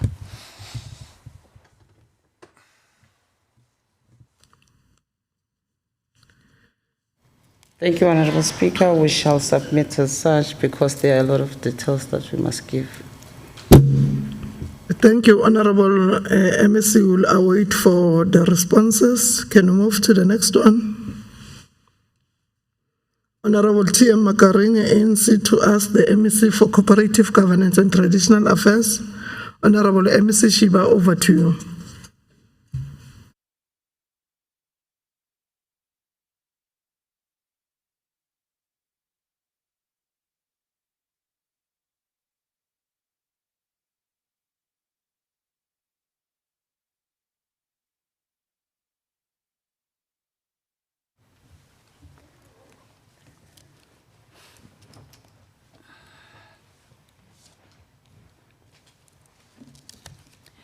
Thank you very much, Honorable Speaker, Ngobingelele, Deputy Speaker, and Honorable members.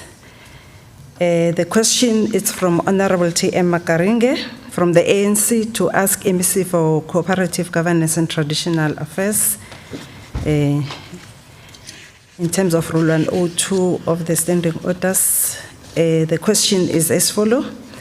The right of access to sufficient water is accorded to everyone in Section 27, subsection 1B of the Constitution, which states that everyone has a right to have access to sufficient water. Section 27, subsection 2 requires the state to take reasonable legislative and other measures within its available resources to achieve progressive realization of the right. Research has revealed that some areas around Ganyamazane, Ndogozweni, Tegwane South experience water cuts on daily basis. Some areas around Gabogweni, such as TV, Newscom, are without water for consecutive days. Robin Fikawan, in light of the above, can the MEC explain why these areas experience water supply problems? The response is as follows. These affected areas of Kanyamazane Ntokozweni, Tegwane South, and areas around Gabogweni are supplied with water by the city of Mbombela municipality. The population of these areas have been growing over the years, resulting in the bulk water supply system from the Kanyamazane water treatment works to operate at its full capacity due to high water demand. It should be noted that the bulk pipeline has aged and has been experiencing frequent pipe burst, resulting in huge water losses. Consequently, the above-mentioned areas suffer from water supply shortages. In the recent weeks, the booster pump stations submerged underwater, resulting in communities having to stay without water for consecutive days. Roman figure 2. Can the MEC briefly explain measures put in place to deal with water supply in such areas? The response is as follows. The following measures have been put in place to deal with water supply in these areas. Number 1, water tankers are provided to areas where there is no infrastructure at all, including clinics and schools. Number 2, the city of Mbombela municipalities has drilled boreholes to augment the water supply. However, there is vandalism of infrastructure by the recipient communities. Number 3, that currently a rationing program is in place to mitigate the water challenges experienced due to the demand exceeded to the Kanyamazane water treatment works. Number 4, that for a long-term solution, the municipality is currently upgrading the Carino water treatment works from 2 megaliter a day to 20 megaliter per day, which is meant to augment the Kanyamazane water treatment works. The project is funded through MEC allocation to the value of 128 million rands and is currently under implementation at 50% progress. It is planned to be completed by December 2023. Once the project is completed, it will greatly address the water challenges faced by the community of Kanyamazane, Ntokozweni, Tegwane North, Gabogweni, TV, and Newscom. Roman figure 3, can the MEC provide timeline as to when these problems relating to water supply and cuts will be resolved? The response is as follows. The Carino bulk water supply project, which will provide additional 20 megaliters per day to stabilize the system, is planned for completion in December 2023. It is hoped that once operational, the problem of water supply and cuts will be resolved. In the meantime, water tankers are operational on a daily basis to assist areas without water supply network. Boreholes are also operational to augment the water supply in some areas. Thank you, Honorable Speaker.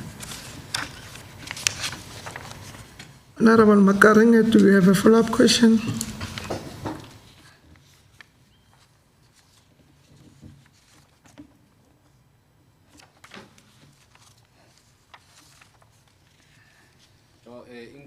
Manana Speaker, you can see that Nishamulet Kumaka MEC Wanzauli Ashkai.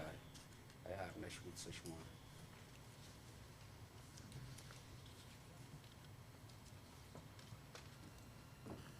Is there any follow-up question from other honorable member? Honorable Weber. Through you, Madam Speaker, to the Honourable MEC. Could I have a list of the municipalities which did not have water supply problems in the past 3 years?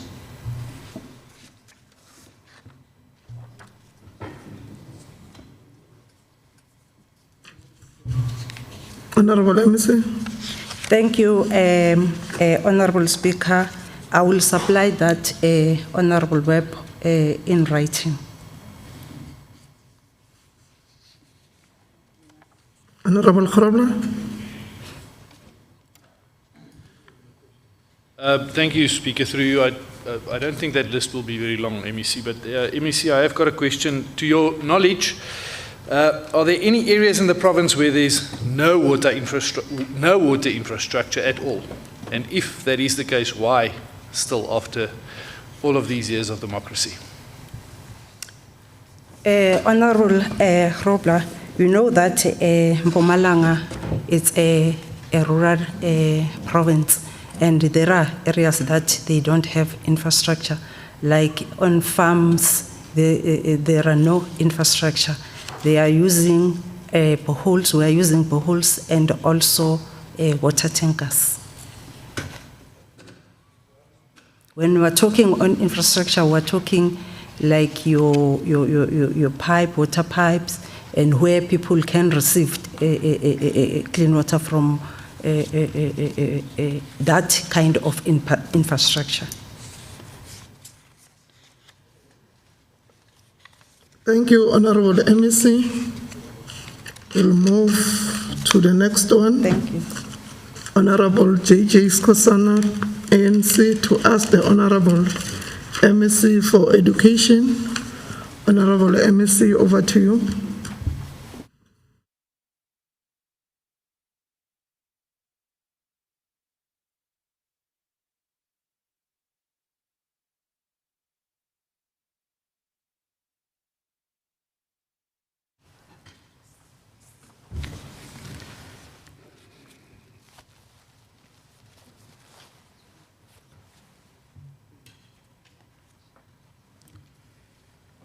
Thank you, Honorable Speaker. Honorable J.J. Skosana from the ANC to ask the MEC for Education. Keeping schools safe allows children to look forward to being in an encouraging environment that promotes social and creative learning. When their basic safety needs aren't met, children are at a risk for not feeling comfortable at school and may stop showing up, or they may remain on edge throughout the day.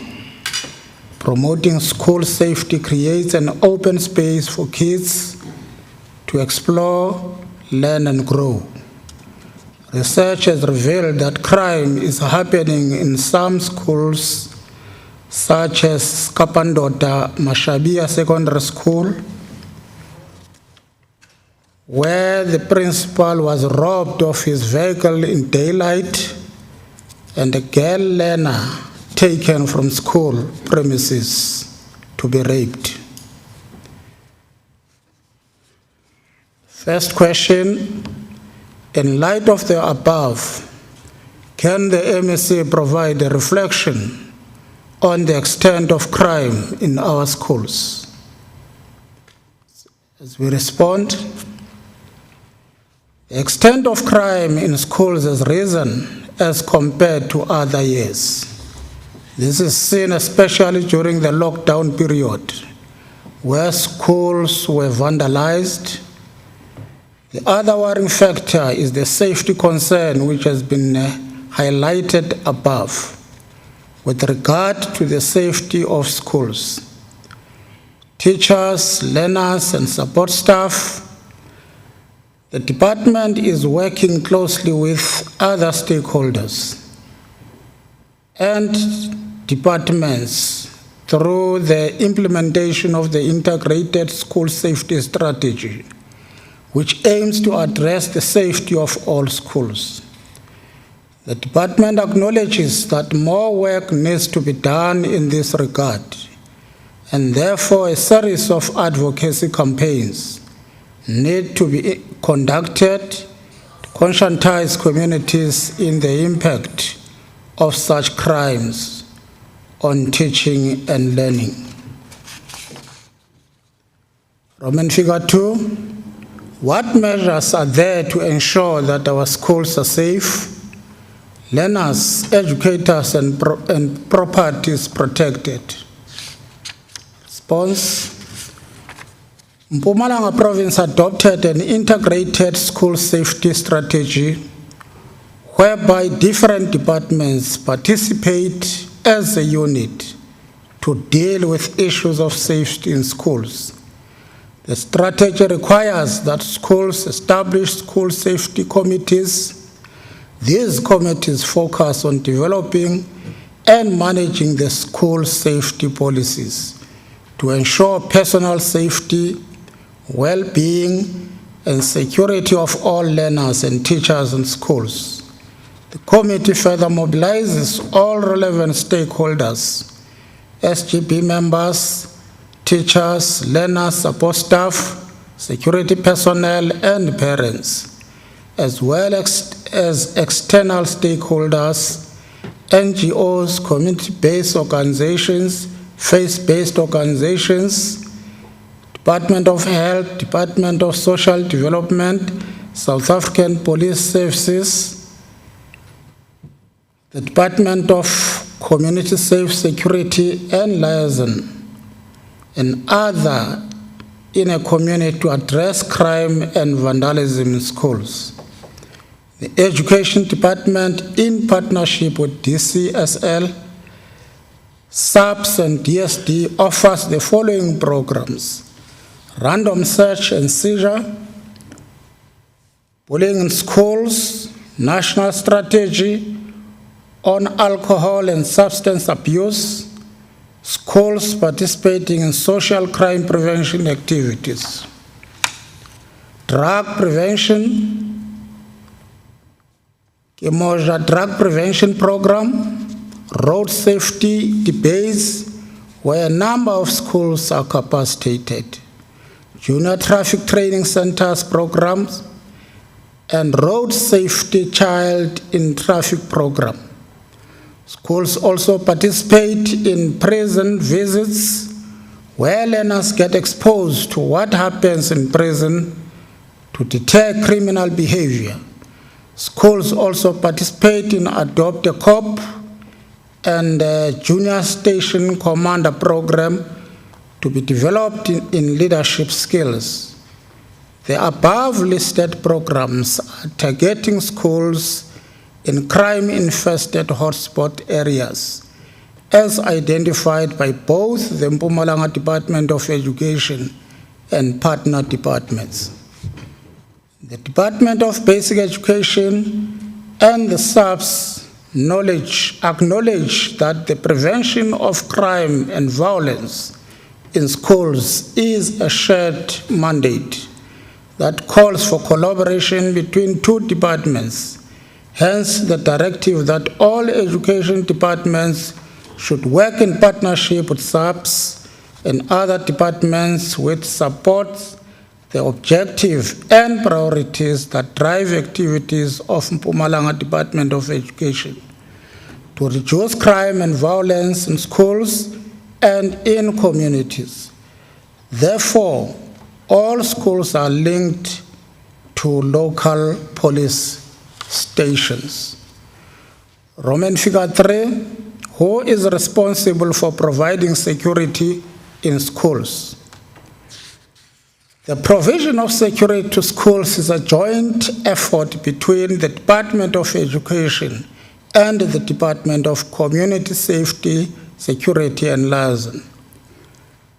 Roman figure 4, what is the role of security management within the Department of Community Safety, Security and Liaison in ensuring that schools are safe?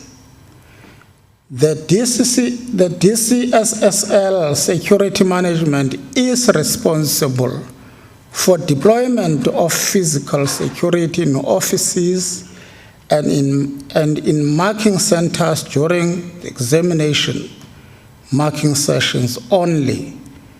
The DCSL also participates in the Integrated School Safety Program. Thank you, Honorable Speaker. Honorable Skosana, do you have a follow-up question?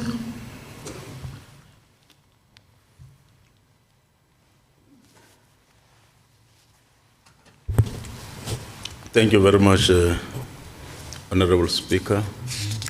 Honorable Speaker, my questions has been responded by the MEC correctly so. But MEC, I should think they integrated strategy that you talk about, we must intensify it on the ground so that the whole community can participate in that strategy in order to combat this crime at school level. Thank you very much. Honorable MEC. No, thank you very much, Honorable Speaker. We have noted that, and we are going to make sure that it does happen. Are there follow-up questions from other honorable members? Honorable Morgan.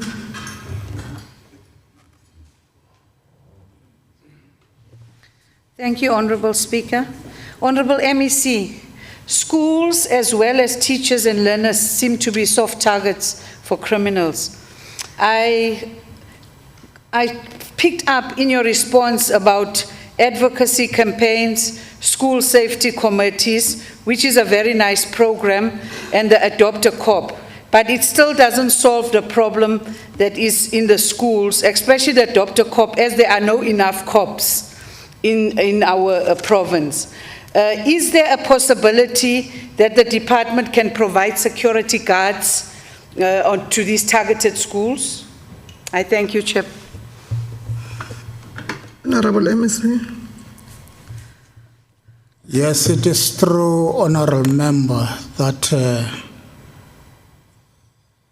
those people you are referring to are soft targets in schools, because criminals at all material terms target them when they want to steal cell phones or whatever things that they want to steal.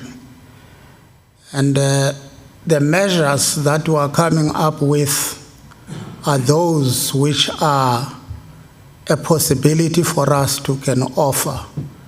When it comes to securities, it's a question that is always given to us, but due to financial constraints, it becomes difficult for us to supply physical securities in all schools. Yes, we would wish to do that, but due to financial constraints, it becomes quite difficult. The question of security is the responsibility of all of us, especially the society, because schools are a microcosm of society. And it becomes important that we come up with advocacy so as we can be able to encourage the society at large and communities to own up to the security of our schools. We hope and believe that if the society and the communities can be conscientized about security of their children, we will scale down the question of a challenge that we have in schools in terms of security. Thank you very much. Thank you, Honorable MEC. We'll move to the next question. Honorable Engineer EFF to ask the MEC for social development. Honorable MEC, over to you.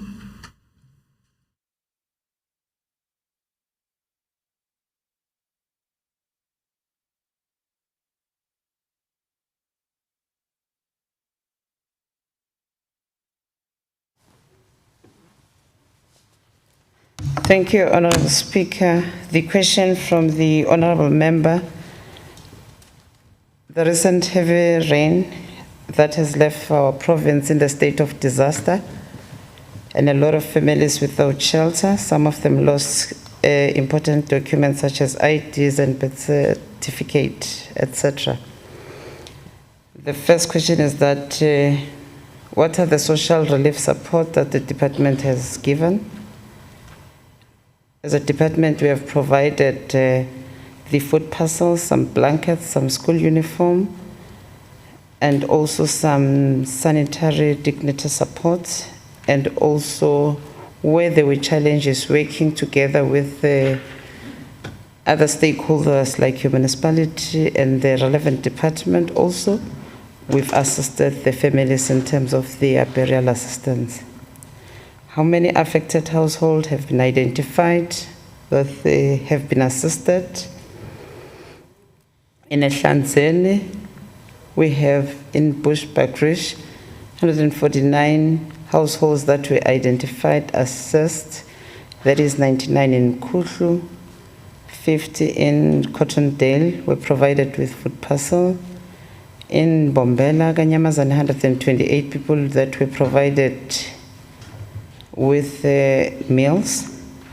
In Nkangala, in Moroka, Ward 24, Grandside, Hamaduma, 32 households were identified and assessed and were provided with food parcel.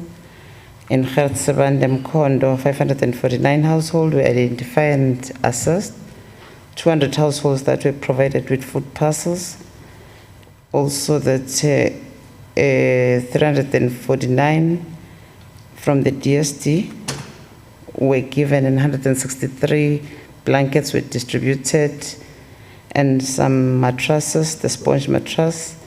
In Sugalikwa, 350 households that were identified and assessed.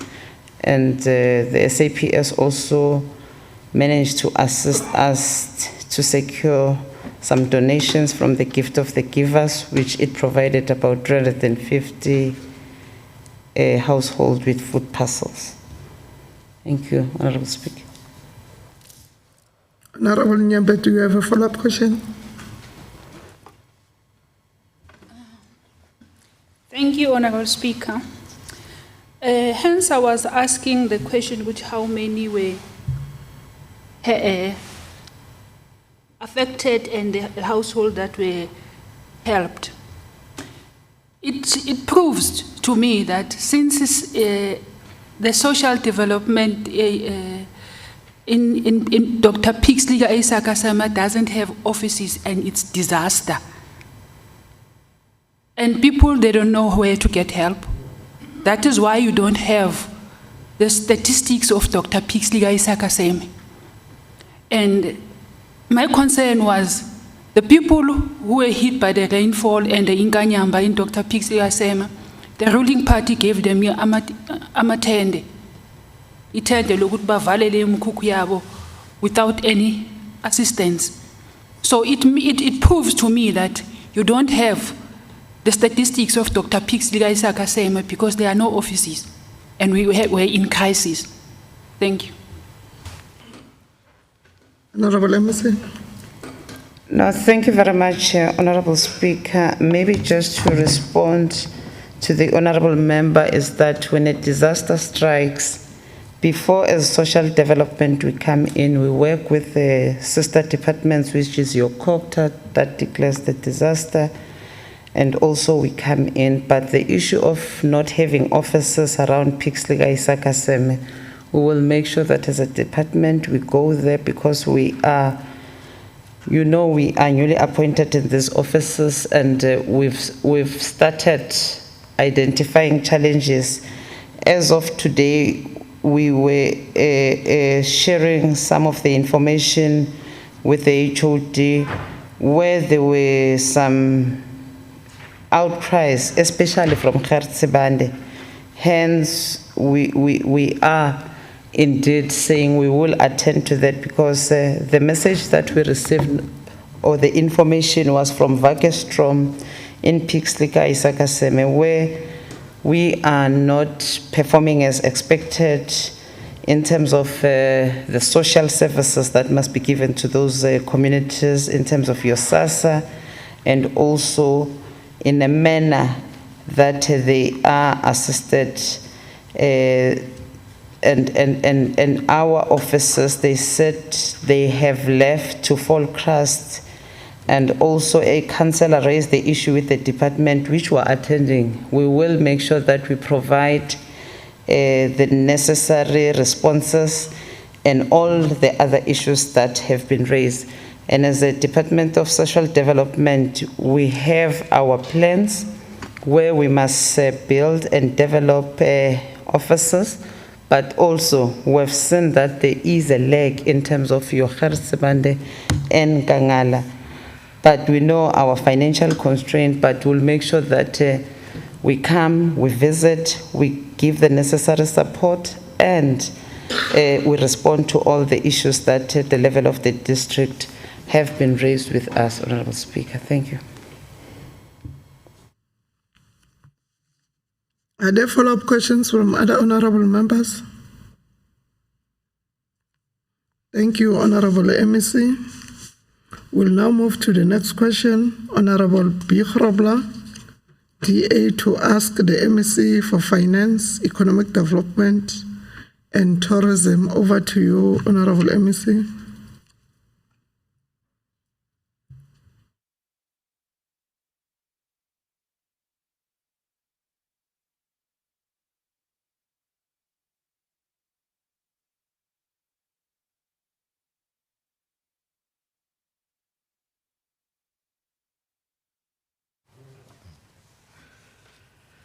Thank you, Honorable Speaker. The one big Grobler to ask the MEC for Economic Development and Tourism. With regards to the tourism and the tourism-specific and relief recovery plan in collaboration with the public sector, can the one MEC indicate the following? Can the MEC give a brief outline of the tourism-specific and recovery plan, and what was the public sector's involvement in this plan? The response: the Mpumalanga Tourism Recovery Plan is anchored on 3 strategic themes in line with the national framework, namely reignite tourism demand, rejuvenate tourism supply, and strengthen enabling capability. The plan proposes measures that are geared to enable the reopening and position Mpumalanga in the national and global markets, guided by the risk-adjusted strategy based on the levels of lockdown. The plan presents 8 specific interventions aimed at supporting Mpumalanga's recovery. Industry-government recovery partnership, which include a comprehensive industry-government recovery partnership to collaborate on all aspects of tourism recovery. Tourism supply support package, which deploy an enhanced tourism supply support package to protect tourism assets and core infrastructure and to support reopening. Implementation of biosecurity protocols, which implement globally recognized biosecurity protocols across the value chain to enable self-travel and rebuild traveler confidence. Removal of barriers to travel, partner with the accountable provincial departments to remove barriers to travel and enable free entry, such as reduced tourism crime, and provide stronger personal safety and security guarantees, as well as upgrading of the key tourism roads. Catalyze domestic demand through the phases of reopening with informative and inspirational messaging that encourages safe tourism and domestic vacation experiences. Targeted international marketing program, which executes an international marketing and travel trade program targeted at highest potential source markets and interpret traveled consumer segments to reignite international demand in partnership with CERT.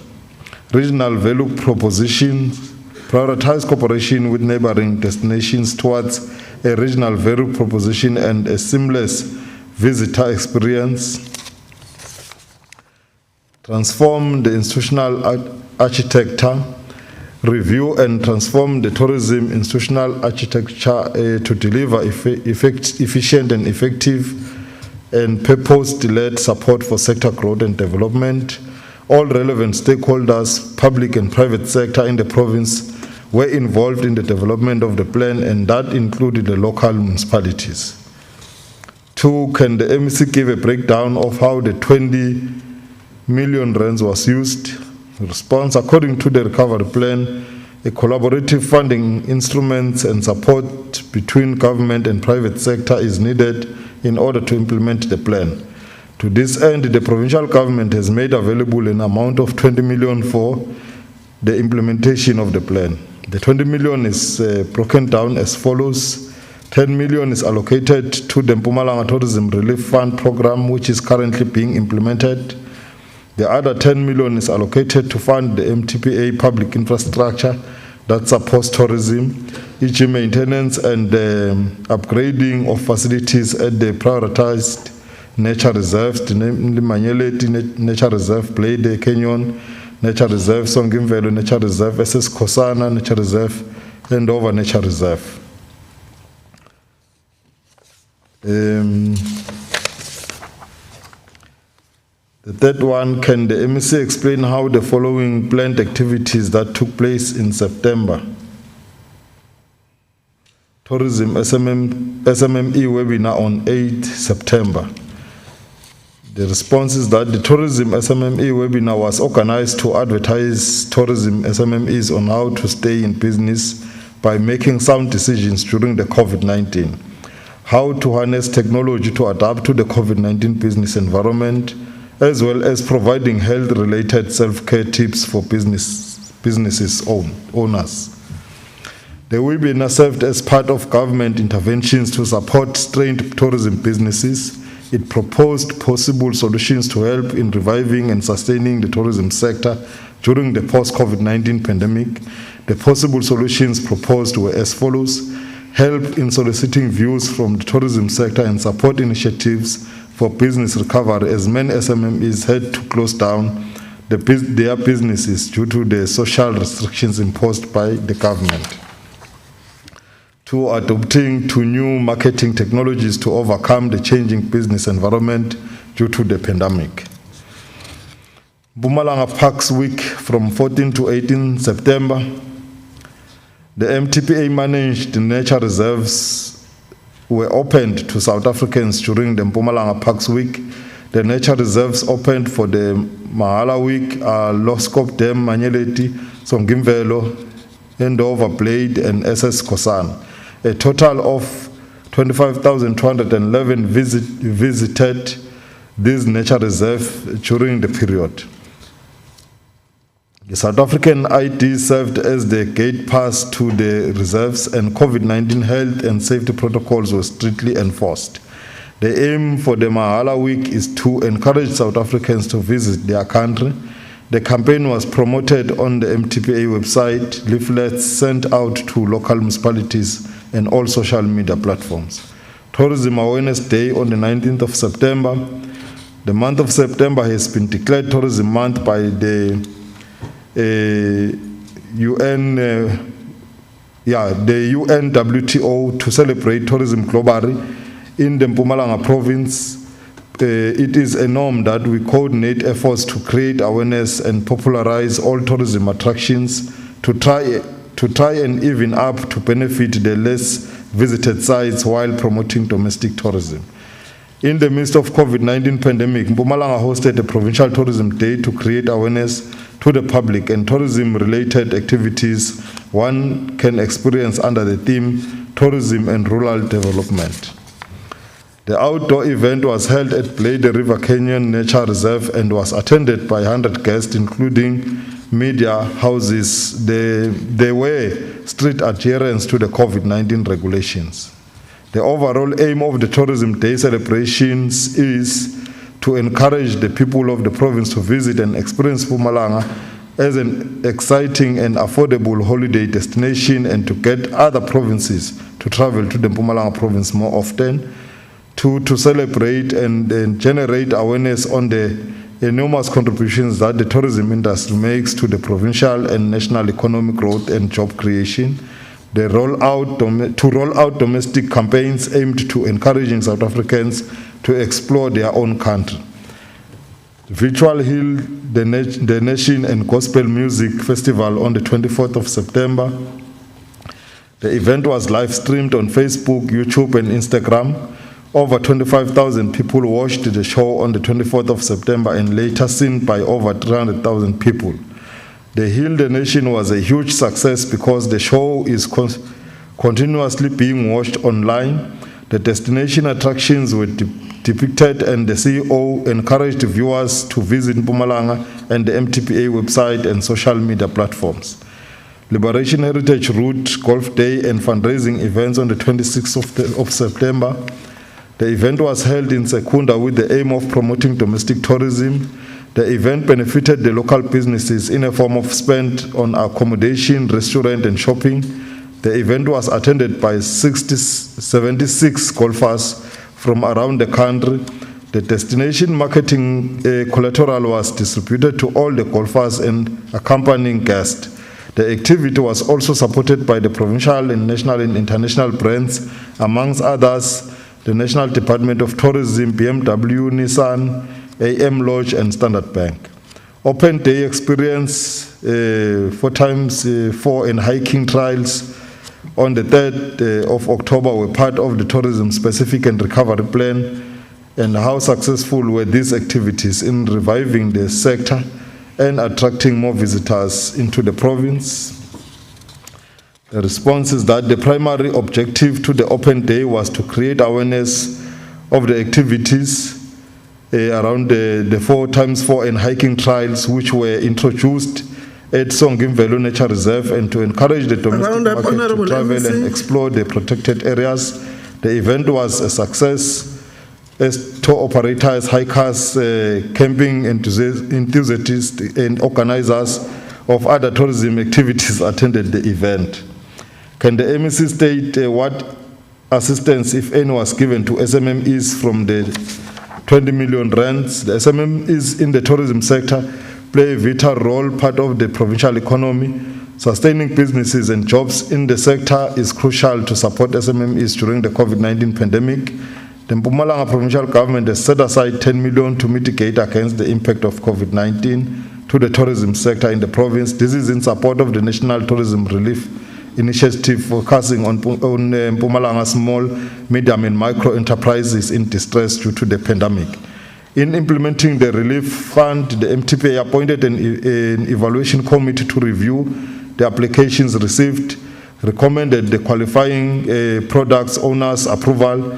The process attracted 430 product owners that were evaluated and approved in the different categories. Of those that were approved, the MTPA has made payments to a total of 91 tourism businesses from the Provincial Tourism Relief Fund. The remaining qualifying applications are still being finalized and processed for payments. The outstanding qualifying business will have been paid by Friday, the 21st of May. How many SMMEs have been assisted in the 11 months and what was the cost thereof? The following assistance and support were given to 20 SMMEs, which is the understanding on municipality bylaws, helping with grading procedures, marketing and promotional support, assistance in twinning with development business, assistance with applications for the National and Provincial Relief Fund, helped with getting licenses for operating a boat and trout fishing, conducted 15 product training to top travel trade in emerging markets such as Asia, the Middle East and Australia. There was no budget spent since most of this support and assistance were given virtually and telephonically. Thank you, Honorable Speaker. Honorable Krobler, do you have a follow-up question?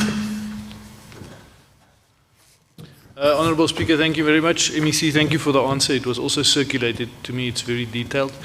I think just one comment, maybe not a question, Speaker. It's a very detailed plan, MEC, and I think one of the key things right in at question number 1 is just the implementation thereof. And I know sometimes it's difficult interdepartmental, but you specifically mentioned about the key roads or the key tourism roads that needs to be, the barriers to travel that needs to be lifted. And I think it's very important to work with the Honourable MEC of Public Works, as I mentioned in the statement in the beginning of the sitting.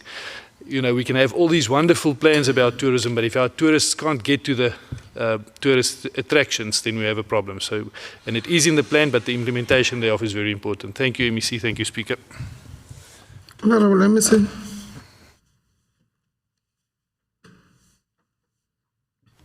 Thank you, Honourable Speaker, and thank you for the comment or follow-up question. With regards to the tourism roads, I can indicate, Honourable Speaker, that engagements indeed were taken with the Departments of Road and Transport, and also in the economic cluster there were discussions on this matter, and there is budget that is set aside to start work in terms of upgrading some of the tourism roads in the province. Thank you very much. Thank you, Honourable MEC. The time allocated for this question is exhausted. Can we move to the next question? Honorable J.L. Tabete, ANC, to ask the MEC for help. Honorable MEC.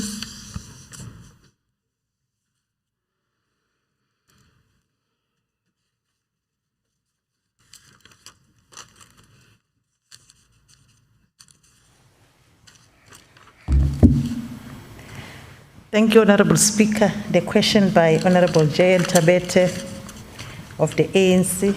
A number of public health facilities in the province have reported a slow pace in getting back test results of COVID-19, TB, HIV, etc. from the National Health Laboratory Services. In an ideal situation, how long does it take for lab results to be released? It takes 24 to 48 hours for TB and HIV results, and 24 to 72 hours for COVID-19 PCR results. What could be the reason behind the delay in releasing results by NHLS? TB and HIV results are generally well within the expected turnaround times. However, during the peak of the pandemic, all systems were under tremendous pressure due to the very high number of COVID-19 specimens sent to the labs. Some laboratory staff members got infected and affected, isolated, quarantined due to the COVID-19 virus. All systems were negatively affected. Another contributory factor is shortage of staff in some of the laboratories. The third question, how many lab centers that are fully functional in the province? The province has 19 fully functional NHLS laboratories in different hospitals in the province. The fourth question, can the Honorable MEC elaborate on how the systems works, especially from the taking and transportation of samples from a clinic to a lab center? Specimens from the clinics and CHCs are taken by the healthcare professionals. The NHLS courier services collect specimens from all clinics and CHCs on a daily basis during weekdays at a specific time and deliver them to the NHLS testing laboratories, lab centers. Results are then assessed electronically by all clinics and CHCs through the NHLS e-lab system. They get the results. The fifth question, does the province have enough phlebotomists, those responsible to draw blood samples, and how many do we have? No, the province does not have enough phlebotomists. There are still some district hospitals that do not have. The NHLS appointed 29 phlebotomists in total within the Mpumalanga public health facilities. Of the 29, 10 are currently deployed at the borders for COVID-19 antigen testing, and the remaining 19 are at different hospitals within the province. It should be noted that the laboratory services is run by the NHLS in partnership with the Department of Health. Thank you, Honorable Speaker. Honorable Tabata, do you have a follow-up question?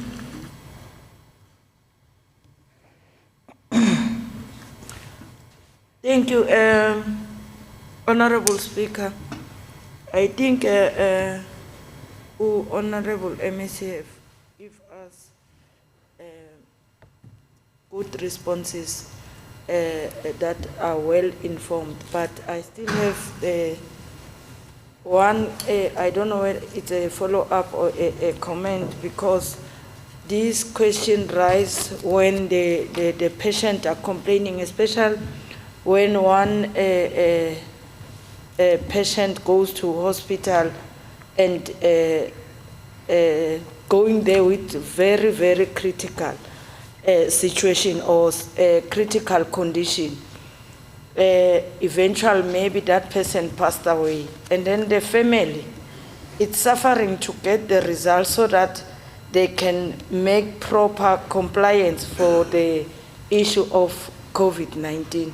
So that's why there's a lot of complaint on that regard, that the results of COVID-19, it's delaying and the other stuff, but the burning issue is the results of COVID-19, so that we give the family good information and they prepare themselves. Thank you very much. Honorable MEC. Thank you very much, Honorable Speaker. Indeed, previously we had a challenge as far as results are concerned, but currently we have improved a lot. It was at the first wave and maybe part of the second wave, but currently we can say that we have improved, but hence when you have taken a test, you should be isolated until you get the results, because you are under PUI, meaning that you might, the reason, because the understanding is that the reason for you to go and take a test of COVID-19 is because you have got certain symptoms that qualifies you to take a test. So hence, even those that died while they are waiting for their results, we normally advise them to bury them as if they are having COVID, so that we minimize the spread of COVID-19, because that is what is supposed to happen. Because remember, we from the beginning, we did not, when people were forcing us to say, test everyone, we're saying, no, we want to test those with symptoms. Hence, we encourage them to say, if we're waiting for your results, bury that person as if that person won a COVID. Thank you, Honorable Speaker. Are there follow-up questions from other honorable members? Thank you, Honorable MEC. The next question, which is question number 24, will be withdrawn because it's a duplication of question 17. We'll proceed to question 25. I have received the apology from Honorable Mfukeng, and Honorable Nyembe will stand on behalf of Honorable Mfukeng to ask the MEC for Cooperative Governance and Traditional Affairs. Honorable MEC, over to you.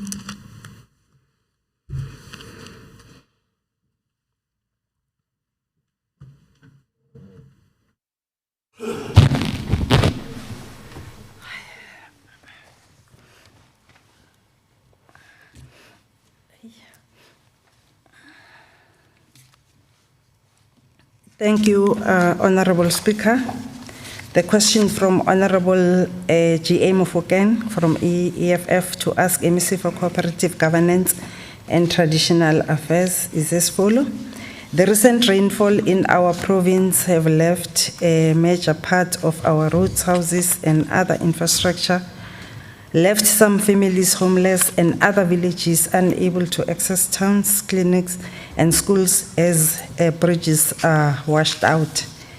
Roman figure 1, the question is, Honorable MEC, is there any plan that your department have to help those who have been left homeless in all the municipalities around the province? The response is as follows. Yes, the department has an approved disaster management plan to deal with any type of disaster, including severe weather damages or the recent tropical Eloise. During the recent disaster of tropical Eloise, the Provincial Disaster Management Center activated the Joint Operation Committee, provincial, district, and local, to coordinate all immediate response actions and to conduct a damage assessment. It should be noted that homeless families, especially at Kanyamazane, Gezane Settlement, which was flooded, were taken to Tembega High School Hospital. Immediately, humanitarian reliefs were provided by COCTA, Ehlanzeni District, City of Mbombela, Department of Social Development, and Red Cross South Africa. Furthermore, at Mkuhlu in Bushbuck Ridge Municipality, the storm affected houses, resulting in blown off roofs and structural damage to the houses, to name but a few. It also affected infrastructure such as electricity, water, and sanitation, roads, and bridges. Also, immediate humanitarian reliefs were provided. Other families in various municipalities were provided with collapsible shelters, trampolines, gel stoves, foam mattresses, blankets, food nutrition, food parcels, and COVID-19 PPE packs. The families of drowned and missing 13 persons were also supported and visited by the political leadership.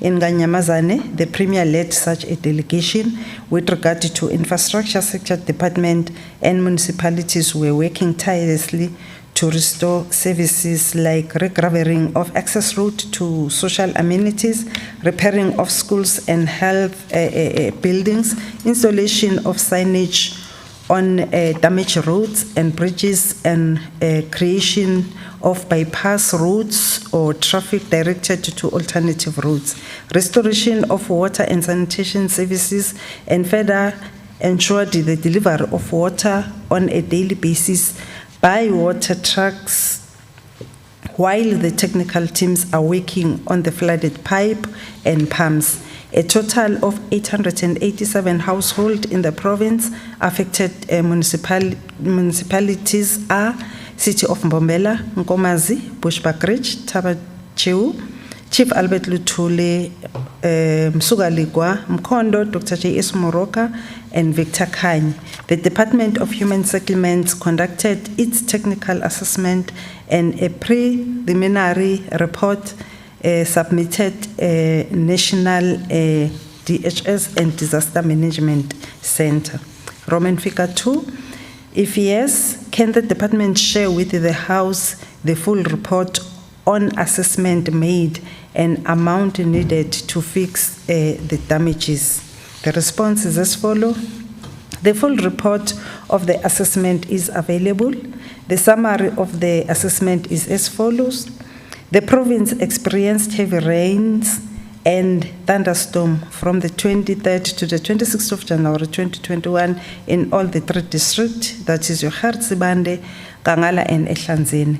That caused damages to the infrastructure, houses, agriculture, water system, electrical network, roads, and bridges. Ehlanzeni district is the worst affected in the province. The continuous rain caused localized flooding, loss of lives, damage to property, loss of livestock, infrastructure failure, traffic congestion, environmental degradation, temporary displacement of people, and interruption of services. Most dams, levels, and river stream flow speed increased, 15 dams reaching 100% capacity. The total number of affected households across district is 887. City of Mbombela is times 320, Gomazi times 58, Bushbuckridge times 95, Tabachew times 4, Chief Albert Luthuli times 74, Mkondo times 118, Victor Kany times 39, Tembisile times 29, Emma Kazeni times 10, Dr. J.S. Moroka times 33, Msugaligwa times 107. Most of the damages were experienced by City of Mbombela, Nkomazi, Bushbuckridge, Chief Albert Luthuli, Msugaligwa, Mkondo, and Dr. J.S. Moroka local municipality between the 30th to the 31st of January 2021. It is important to highlight that the families of drowned and missing 13 persons were also supported and visited by the political leadership. And as I mentioned earlier on, that in Kanyamazane, the Premier led such a delegation. The sad news is that the province suffered 10 disaster fatalities and all 10 bodies were recovered. The provincial estimated cost of damages is 1.85 billion. The consolidated contribution of 47 million is available, whilst there is a shortfall of 1.80 billion.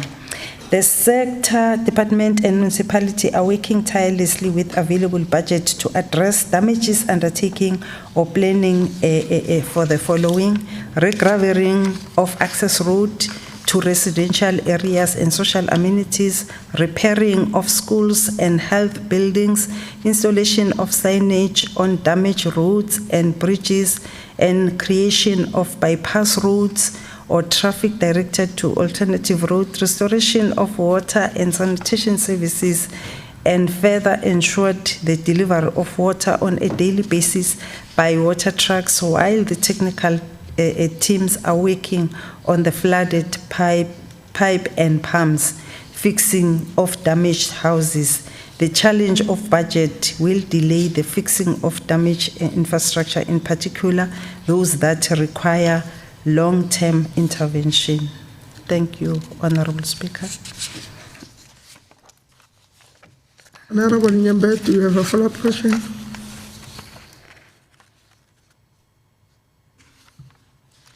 Thank you, Chair. Actually,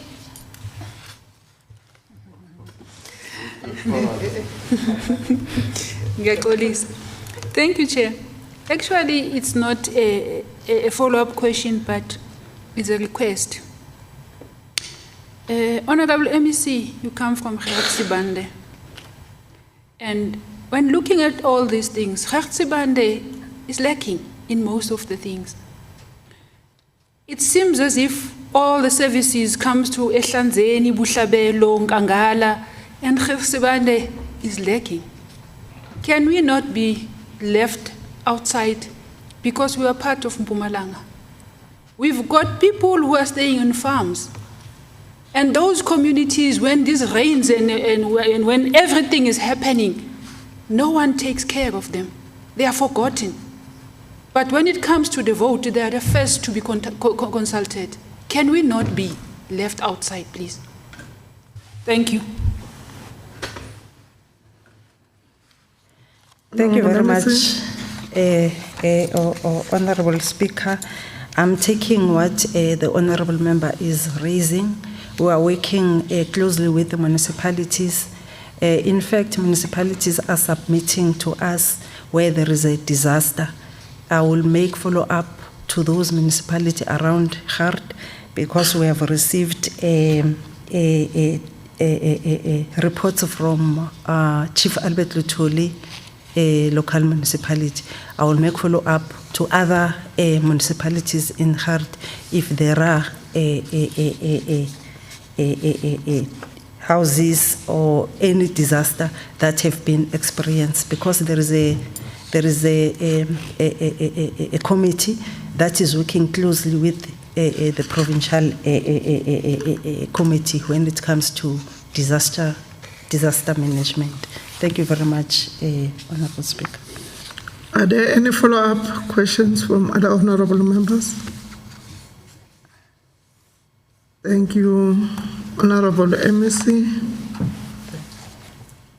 The next question, I did not get any apology from Honorable Sidibe. We'll pass that question. Then we'll move to the next question. Question number 27, Honorable NP Mkawela, the EFF to ask the MEC for education. Honorable MEC, over to you.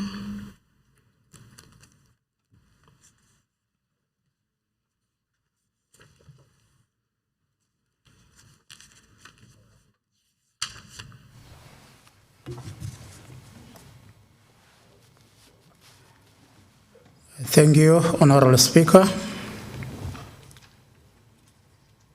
The question is from Honorable NP Mkawela from the EFF to ask the MEC for education. Honorable MEC, the EFF supports the maths and science laboratory programs, including other learning devices like iPad, which your department has provided to our schools, particularly for grade 12 learners. The EFF believes the program is fundamental and can be effective to ensure high pass rates, especially in the previously disadvantaged rural and township schools. The EFF supports any program or project that will alleviate the COVID-19 pandemic, including supply of iPads to learners, so that they can spend less time in school and promote social distance. Roman figure 1. Can the MEC indicate how many maths and science labs have school and learners received since the beginning of the project, and from which districts? Response: the schools received a total of 131 maths labs.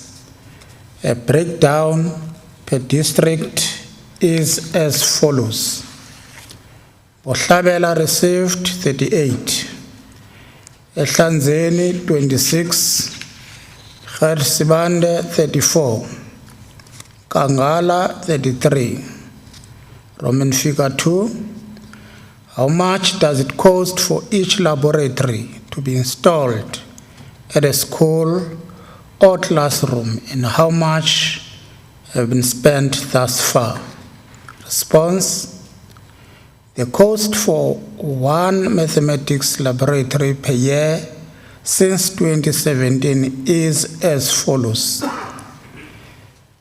In 2017, it was 815,805.29 cents. In 2018, 905,543.87 cents. In 2019, 1,014,209.13 cents.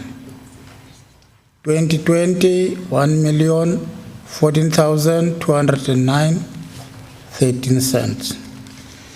The department has spent 130 million in total thus far for the 131 labs. Roman figure 3, what is the plan of the department moving forward in terms of number of schools to receive the labs in the 2021-22 schooling year? Response: the department is experiencing financial constraints, which makes it difficult to plan for any further deployment of maths laboratories in 2021-22. Roman figure 4, given the COVID situation and regulations of schools, does your department have plans to issue each learner iPad device, particularly the grade 12s? Response: the department does have a plan to issue each learner with a tablet and each teacher with a laptop for e-learning. A special allocation of 206,900,000 has been granted by the Budget and Finance Committee to the department for the purpose of e-learning in 2021-22 financial year. Thank you very much, Honorable Speaker.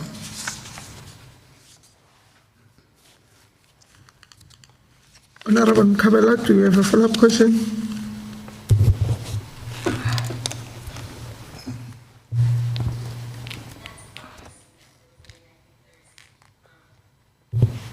Thank you, Honorable Speaker.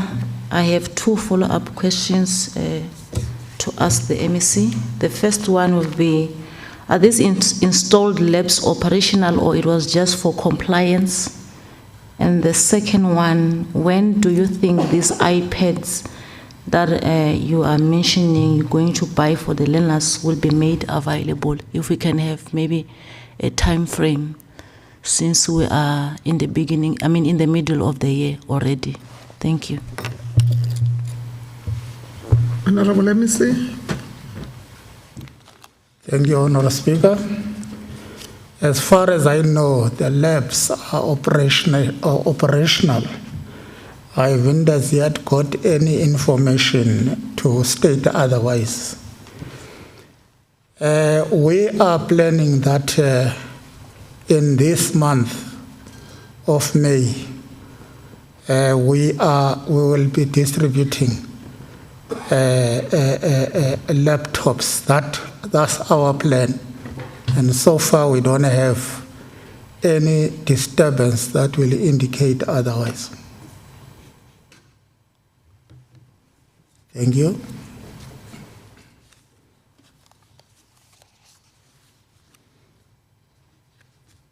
Are there follow-up questions from other honorable members?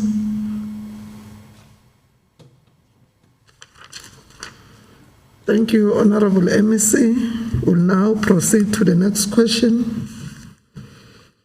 Honorable TM Makarenge NC to ask the MEC for Public Works, Roads and Transport. I received an apology from the Honorable MEC. The Honorable MEC Shongwe, the Leader of Government Business, will respond.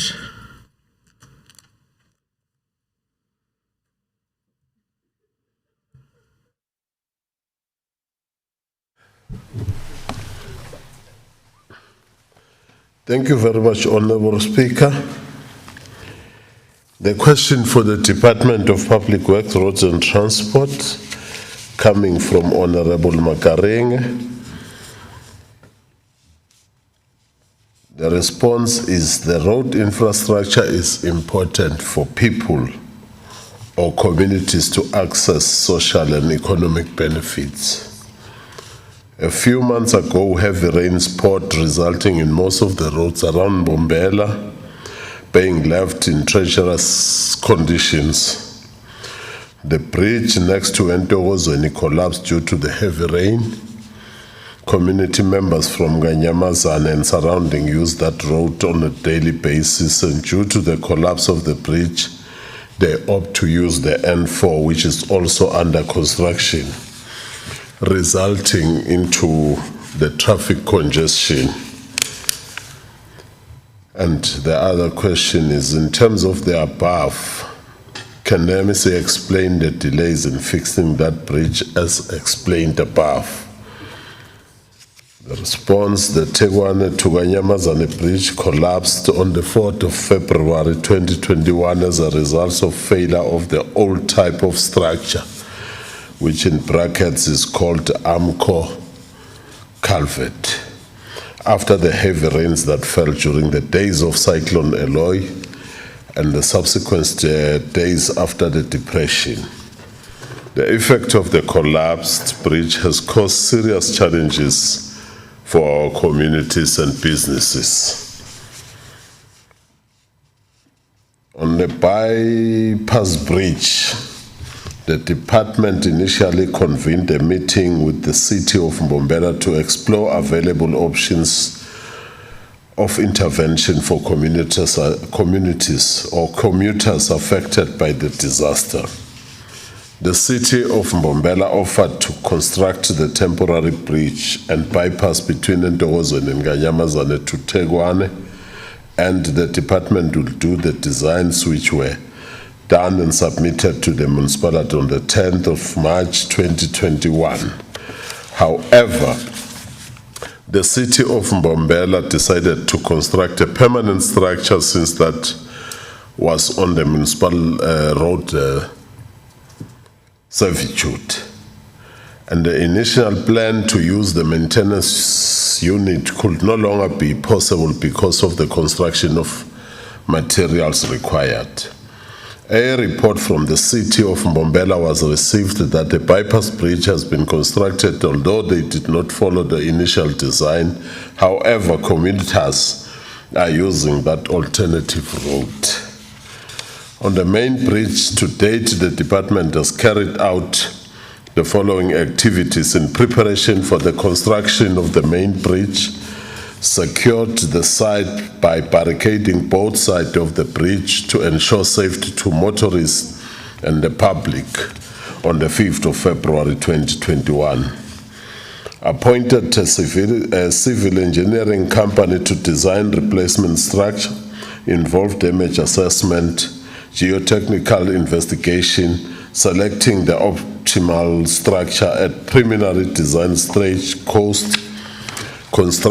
construction methodology, functionality, and once preliminary design was approved, then carrying out of the detailed design, specification development and bills of quantity, and the tender documentation.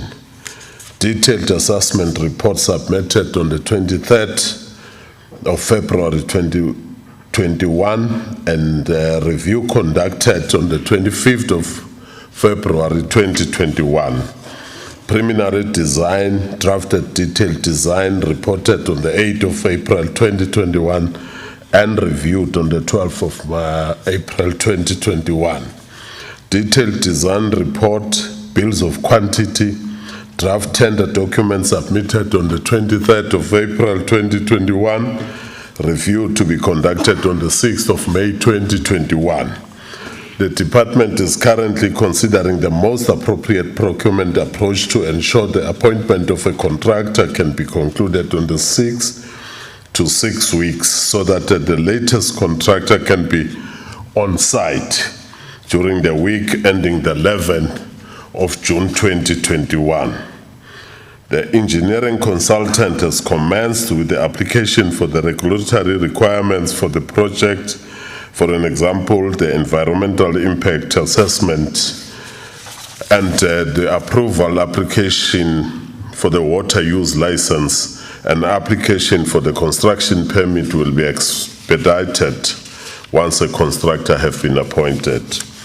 And the normal processes, the period allowed for the design is usually 6 to 9 months, depending on the size and complexity of a project.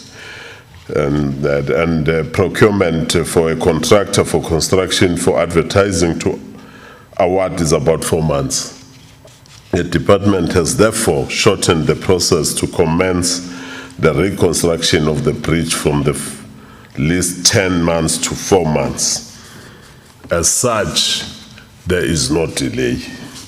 Can the MEC shed some light on whether the devastating implication of such heavy rains was declared disaster or not? If yes, what process was followed? And if not, why not? The damage resulting from the rains was declared a national disaster by the Minister for Cooperative Governance and Traditional Affairs on the 24th of February 2021, in line with the Disaster Management Act number 57 of 2007.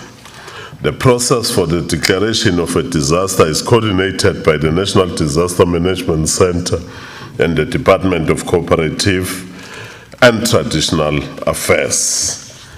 It required daily reporting of damages and/or incident caused by the rain during and after the rains, and estimated cost of the damages, either for repairs or replacement.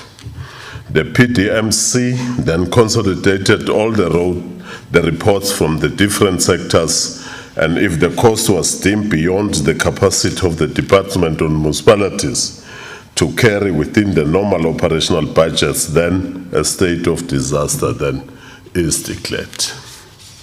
The National Disaster Management Center is yet to assess and confirm the estimated cost for repair or replacement, after which the disaster relief grant is expected to be allocated from the National Treasury through the Disaster Management Center.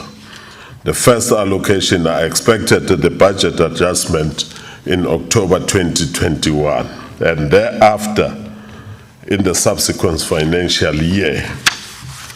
The Department of Public Works, Roads and Transport has allocated a budget for the commencement of the reconstruction of the collapsed bridge on the road D2296 during the planning for 2021-2022 in order to expedite restoration of the structure. It is anticipated, however, that the province, through the PDMC, which is Provincial COGTA, will aid the department with the full supplementary budget to meet the full construction cost. Can the MEC explain the processes followed or to be followed to ensure the reconstruction reconstructing the bridge is expected at the provincial level, and the response is, as already indicated in question 1 and 2 above, the department has made budgetary provision for the reconstruction of the bridge, accelerated the design and construct, and the contract documentation process is undertaking a shortened procurement process for the appointment of a contractor in order to commence with the reconstruction of the bridge as soon as possible. By when can we expect reconstruction of the bridge to commence? Assuming there are no delays with the regulatory processes, the construction site will be handed over to the appointed contractor during the week ending the 11th of June 2021, after which the construction can commence. Thank you very much, Honorable Speaker. Honorable Makaringa, do you have a follow-up question?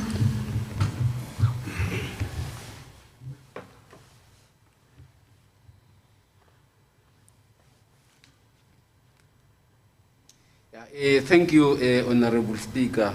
I think the MEC has responded well to the question, and with the understanding that if we do shortcut, we'll have to construct a poor quality bridge and also to avoid regular expenditure. I think we need to follow the regulation. Thank you. Honorable MEC.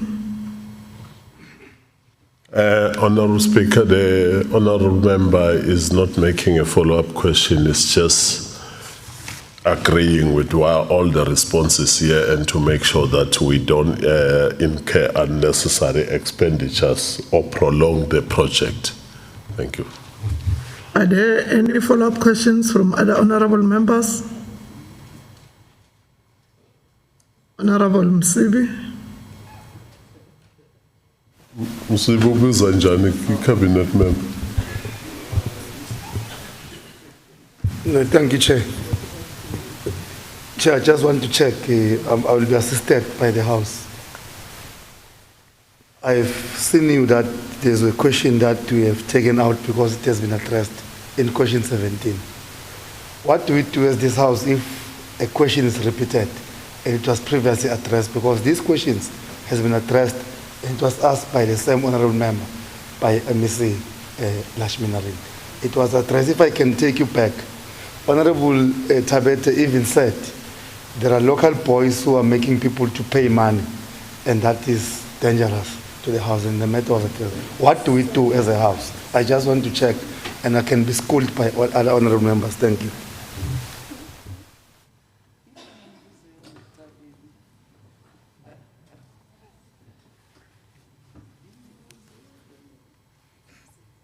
Thank you, Honorable Msibi. We did not notice that these questions are repeated, but if are repeated, we withdraw them.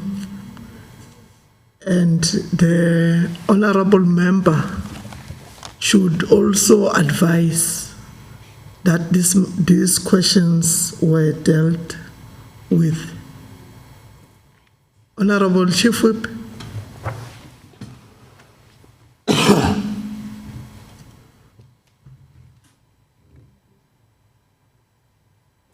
Honorable Speaker, thank you very much. We agree that these questions, they were dealt with before, but by the time they were dealt with, they were questions to the Premier, not questions to the MECs. So yes, they were dealt with before, but it was the Premier responding. Now we want the MECs responsible to be able to respond to the question as to what is it that the MECs are doing in order to deal with these issues. They were not asked to the MECs, they were asked to the Premier. Thank you.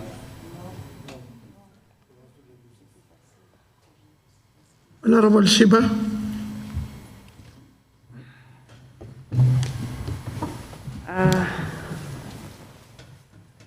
Thank you, Honorable Speaker. I'm trying to assist in terms of Section 102 of the standing orders.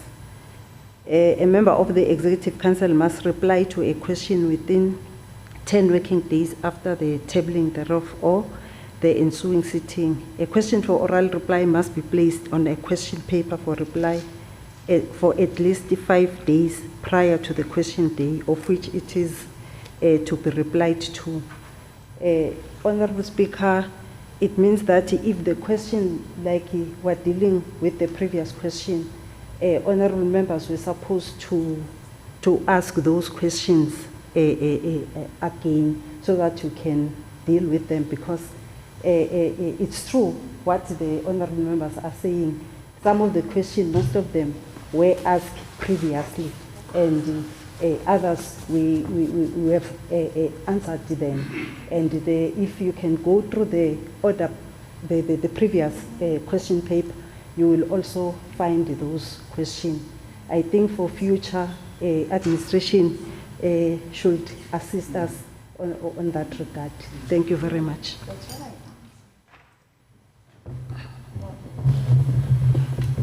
Honorable Mashilo. No, Ngiyabonga, Speaker. I think Honorable Shiva is right. There's a lot of questions and problems that must be attended to than repeating one item all the time. It will be unfair to the people of the province that we come here to repeat what we have asked. Moreover, there are too many things could have been asked. So I think I agree that probably let's improve from that point so that there is a great meaning of the sitting of this legislature, since it doesn't sit every day. Thank you very much, Speaker. Honorable Chalinchani.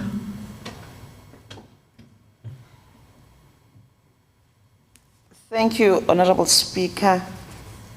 I want to raise this matter that before I responded, that is why I asked the question, because we must put it correctly. We responded as MECs the very same questions, and that is why we were checking in terms of the clarity, because we've been interacting, and I think the House must assist us, or the administration, so that we don't repeat those. And there are sets of new questions that have come up, but I think cleaning them up and assisting the House will benefit the province of Mpumalanga. That is why it was like when we were starting, like I was a bit puzzled in how we run things. So let's tighten our belt as administration, and the Secretary must assist the Speaker. Thank you. Thank you very much, honorable members. We'll take your advice. We'll look into the questions and make sure that they don't repeat. And if they are repeating, we'll advise the honorable member so that we'll be able to give us new questions to put in the ATC. Can we move to the next question?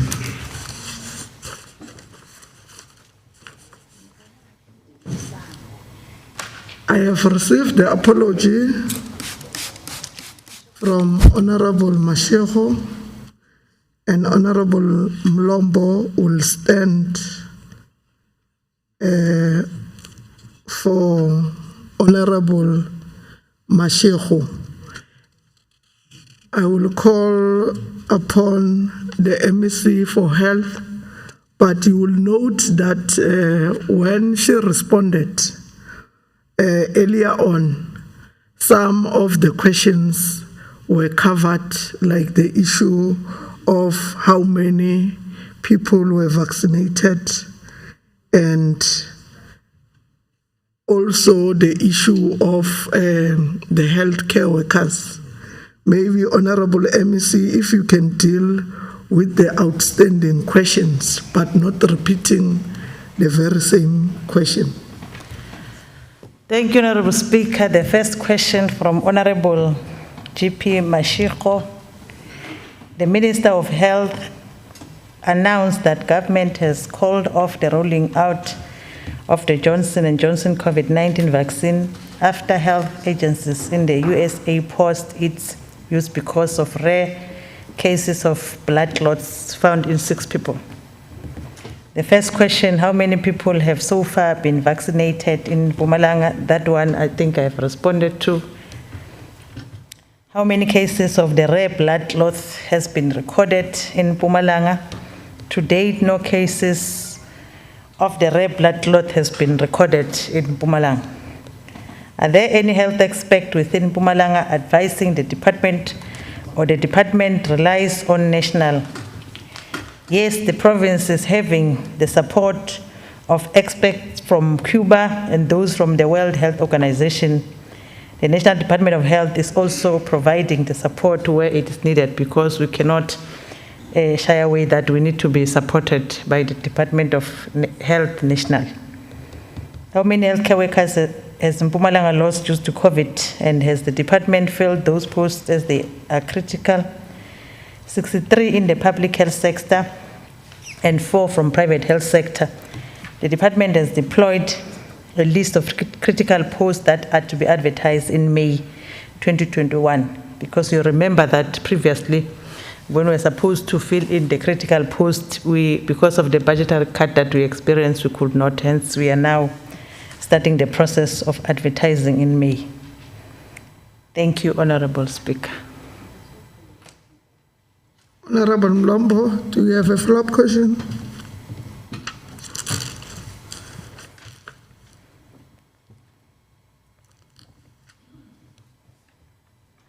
Thank you very much, Honorable Speaker. No, I think the questions has been responded to very comprehensively. We are satisfied with the quality of the responses. Thank you.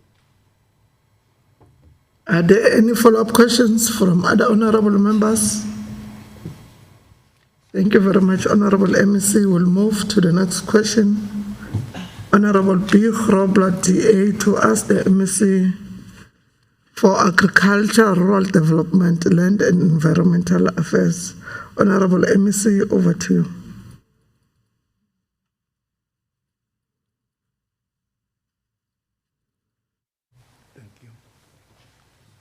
Thank you very much, Honorable Speaker, once more for the opportunity. Honorable Grobler asked the following questions.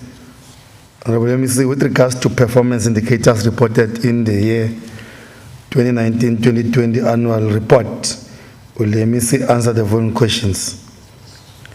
1, on the number of animals sampled for disease surveillance purposes, the department cited the reason for the underachievement of this target by 76,504 on the shortage of technical staff. How many technical staff does the department currently have, and how much more is needed?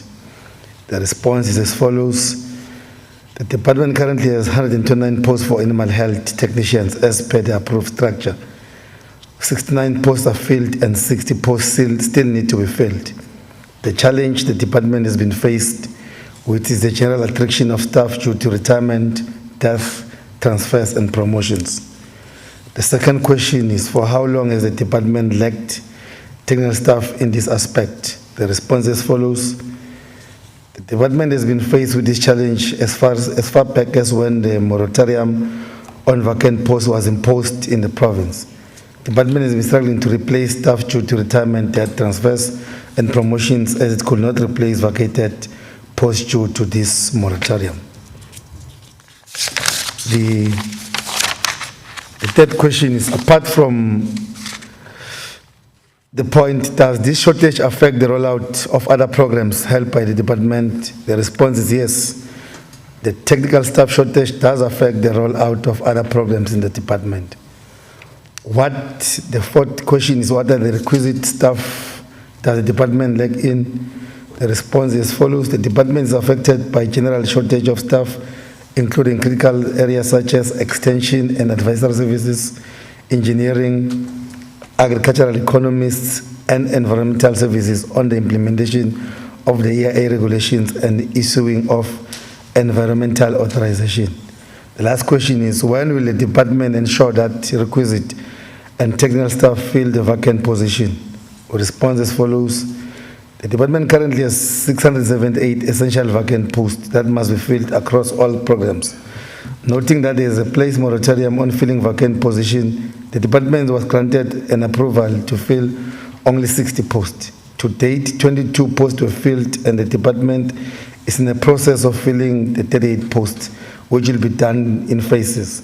The vacancy in both key strategic and technical position remains a high-risk exposure which affects the achievement of planned targets and weakens the internal control environment. However, when the moratorium is lifted totally and approval granted, the department will endeavor to fill all vacant critical posts. Thank you very much, Honourable Speaker. Honorable Weber, do you have a follow-up question? Sorry, Honorable Grobler. Thank you, Speaker. I almost thought I aged very quickly, as fast as the MEC answered the question. MEC, just one question. The numbers that you are mentioning is quite large. How does the lack of these technical staff due to the moratorium affect the performance of the department? Thank you, Speaker. Honorable MEC. Thank you once more, Speaker, and thanks, Honorable Grobler. It does affect the department a great deal. I'll just make a practical example. For farmer support, you have to have more extension officers. So if you have less, I'm just making but one example. You have to rotate the few extension officers throughout the province, which is time consuming and is not effective. So we hope and believe that when conditions becomes okay, we'll get the budget for us to fill the post. Thank you very much. Are there follow-up questions from other honorable members? We'll move to the next question by Honorable W.L. Weber from the Freedom Front Plus to ask the MEC for Community Safety, Security and Liaison. Honorable MEC, over to you.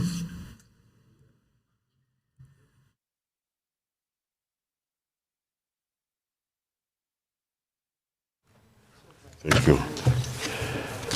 Yeah, no, thank you very much, Honorable Speaker. This is not a repeated one. From the question asked by Honorable Weber in terms of the luxury vehicles brought to the provincial commissioner, the response from the question is 13 luxury vehicles worth 7.5 million, all allegedly irregular, bought with the state money, form part of the expensive fleet of cars that Lieutenant General Mondli Zuma bought. Yet several crucial police units like the family and sexual offences units struggle with only 3 vehicles according to the question at their disposal. Of these 3 vehicles, the vehicles are more often than not in for repairs and maintenance, leaving the unit with only 1 vehicle.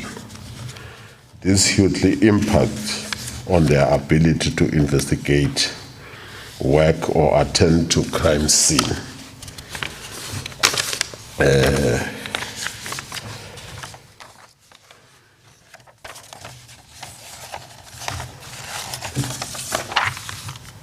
The Honorable MEC, according to the question, says that Lieutenant General Zuma allegedly flouted the standing orders of the South African Police Services, according to the instruction which was issued in 2015 for buying of cattle for the middle management and everyone else. And according to the question, Lieutenant Zuma was allowed to continue with the purchase of 12 Opland cars, and the response is, Honorable Speaker, Lieutenant General Zuma did not flout any South African police service instruction. The vehicles were bought for province as a pool vehicles utilized for any emergency and eventuality by any units in the province. I'm sorry, Honourable Speaker, laba phambanisa amaphepha. Sengibathe ngiyahlanganisa ngisabona which is which here.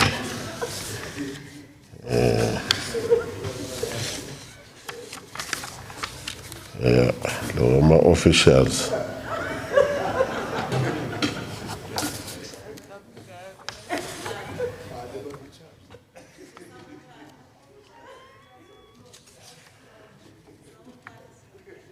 And a very serious one.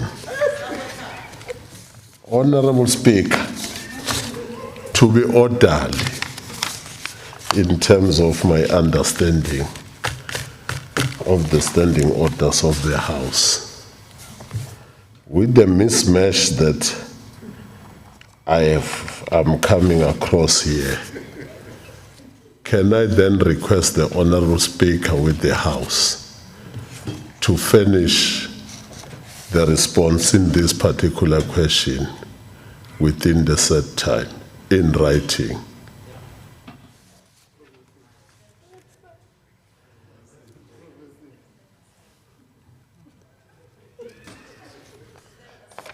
Thank you, Honorable MEC.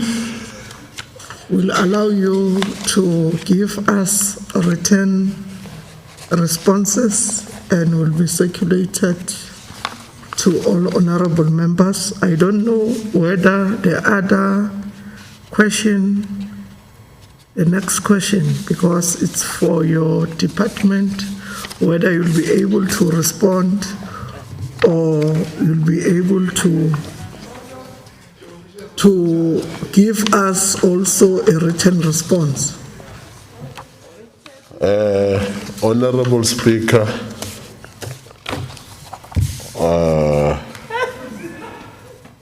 on this one I can respond.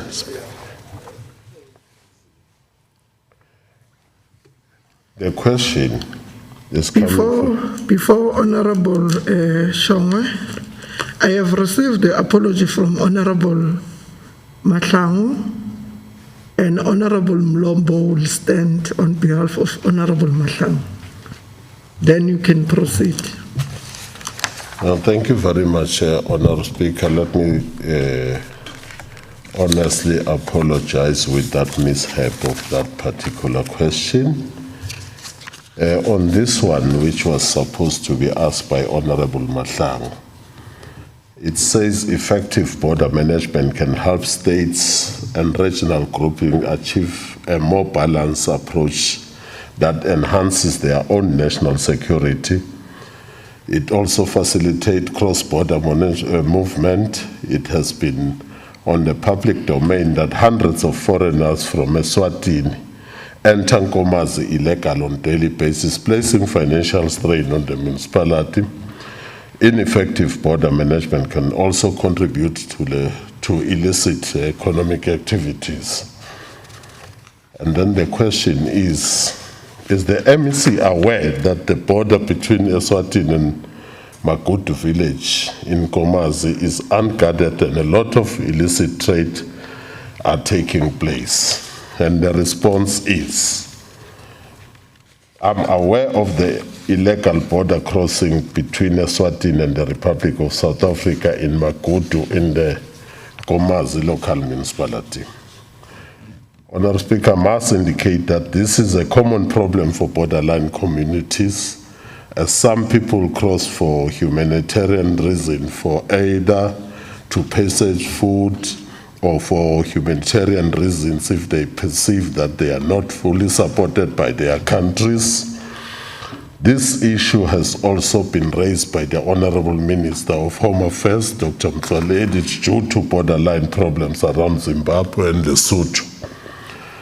To deal with the smuggling of illicit goods, the South African Police Services, Home Affairs, SARS, Customs, and the South African Defence Force on daily basis to deal with the smuggling of illicit goods. They work together, all of them. Then the question number 2, what has the department done to mitigate the problem happening in the aforementioned border? The response is, the integrated borderline patrols are conducted by South African Police Service, Home Affairs, SARS, Customs, and South African Defence Force to curb the smuggling of illicit goods. The border management unit has been approved by the Cabinet, and it is hopeful it will address the management of illegal border crossing. The matter of illegal crossing are also addressed in the Justice, Crime, Prevention and Security cluster, which I chair.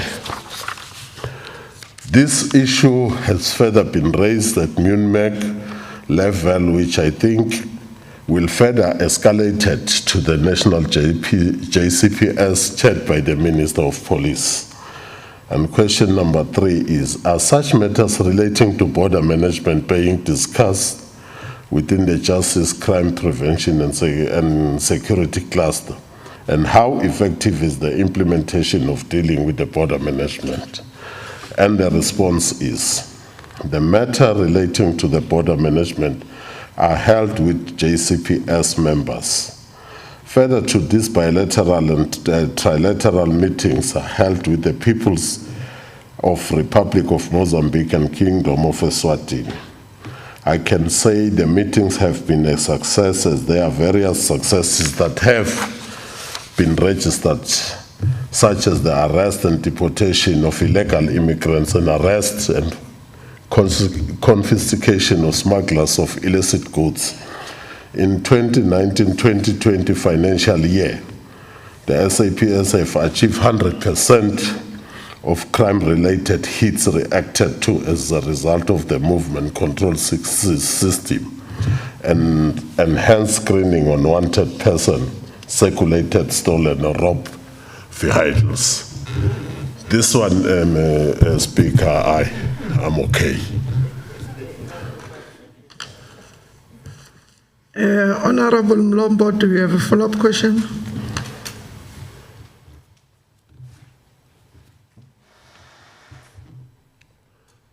Honorable Speaker, thank you very much. No follow-up question, but just a comment that the sooner the border management strategy is implemented, the better. Thank you very much. Are there follow-up questions from other honorable members? Honorable Weber.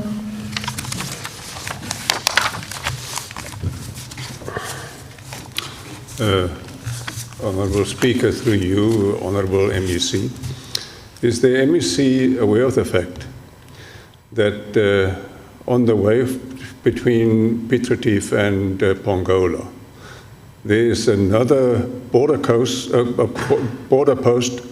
which is not official but has almost and for all practical purposes become official because it has more or less more traffic than the official one, about 50 kilometers from Piet Retief. And then there is apparently there's a bus service transporting children from Eswatini to a school in Mpumalanga.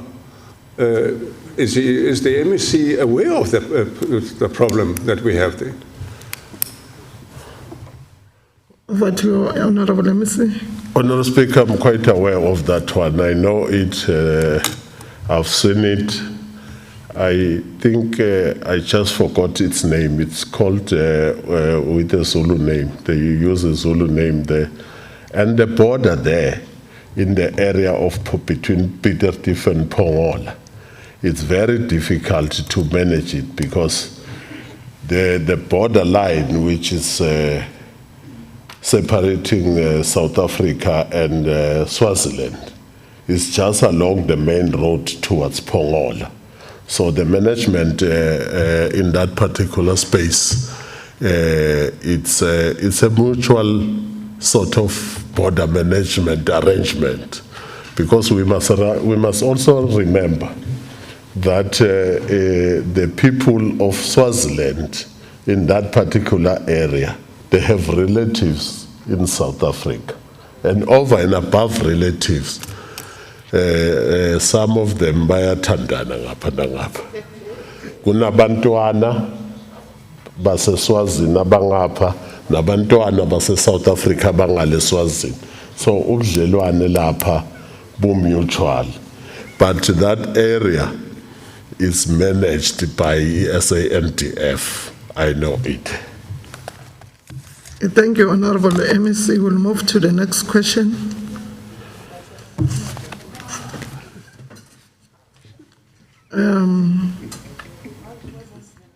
This one is the best. This one. That's the one. I have received the apology from Honorable Shabalala, and on behalf of Honorable Shabalala, Honorable Makaringa will stand on behalf to ask the MEC for human settlement. Honorable MEC.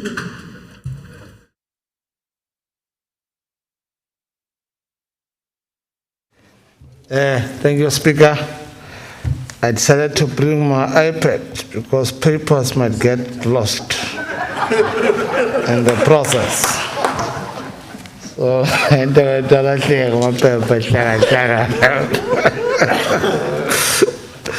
yeah.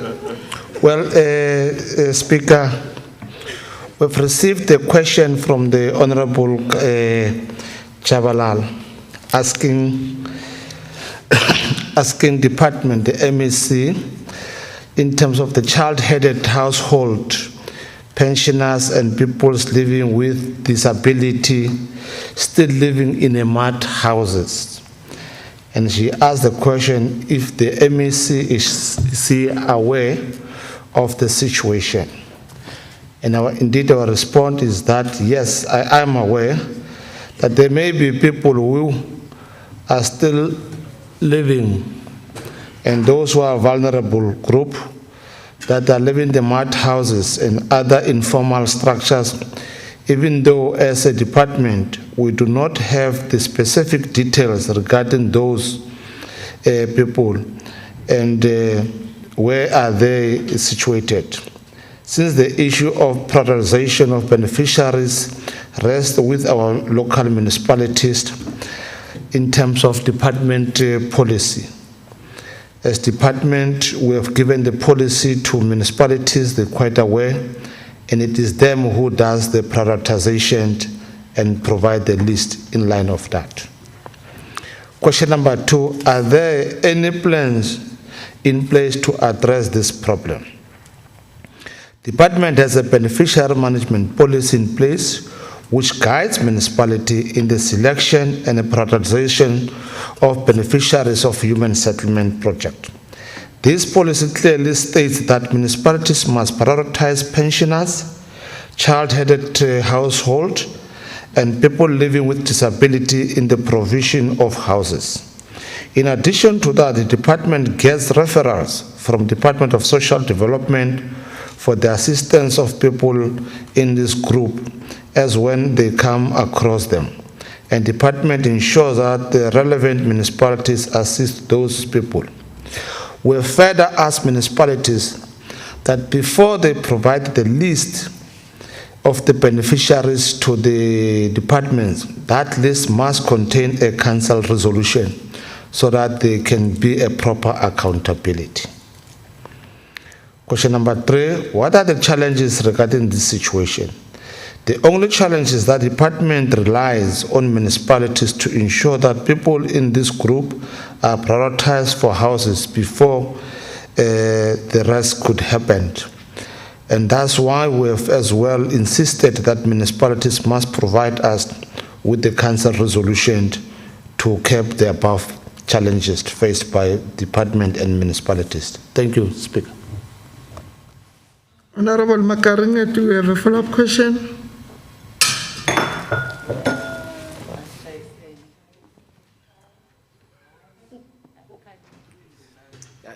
Thank you, Honorable Speaker.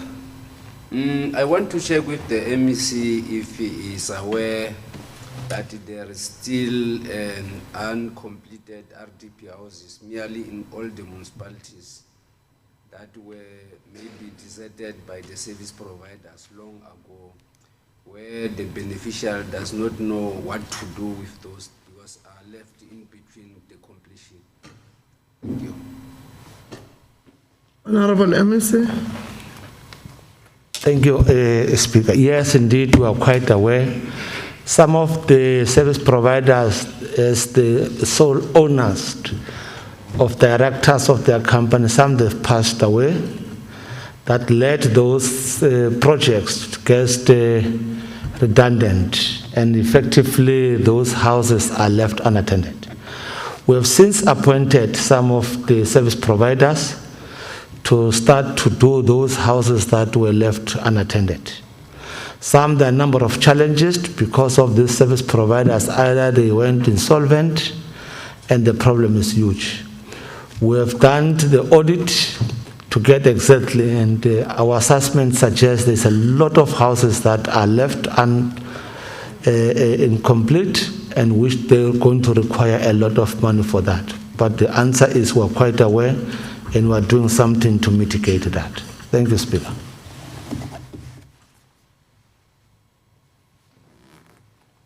Thank you very much, Honorable MEC. We have come to the end of the question time. In terms of Rule 3 of the Rules and Orders, the affected MECs should submit the responses in writing for the remaining questions that have not been responded to. The responses will then be circulated to all the members of the legislature. The Secretary shall read the second order of the day.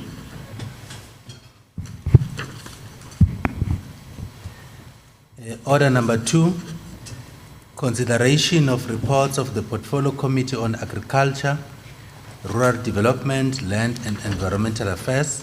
2.1, third quarterly performance report for 2020-2021 financial year, Department of Agriculture, Rural Development, Land and Environmental Affairs. 2.2, annual performance report for 2019-20 financial year, Department of Agriculture, Rural Development, Land and Environmental Affairs. 2.3, report on the upgrading of the Land Tenure Rights Amendment Bill, B6B 2020. I have received the apology from Honorable Lubisi. On behalf of Honorable Lubisi, Honorable Mlombo will stand to move these reports. Honorable Mlombo, can you please table these reports? Honorable Speaker, on behalf of the Portfolio Committee, I rise to move the report as presented for adoption by the House. Thank you. I am informed that there is no debate on these reports. Now the question before the House is whether we adopt these reports as tabled by Honorable Mlombo. Agreed to? As so agreed. The Secretary shall read the third order of the day. Order number 3, consideration of reports of the Portfolio Committee on Health and Social Development. 3.1, third quarter performance report for 2020-2021 financial year, Department of Health. 3.2, annual performance report for 2019-20 financial year, Department of Health. 3.3, third quarterly performance report for 2020-2021 financial year, Department of Social Development. 3.4, annual performance report for 2019-20 financial year, Department of Social Development. I now call upon the Chairperson of the Portfolio Committee on Health and Social Development, Honorable J.L. Tabete to table these reports. Thank you, Honorable Speaker. I request the House to adopt the report as presented. I am informed that there is no debate on these reports. Now the question before the House is whether we agree to adopt these reports as tabled by Honorable J.L. Tabete. Agreed to? Agreed. As so agreed. The Secretary shall read the fourth order of the day.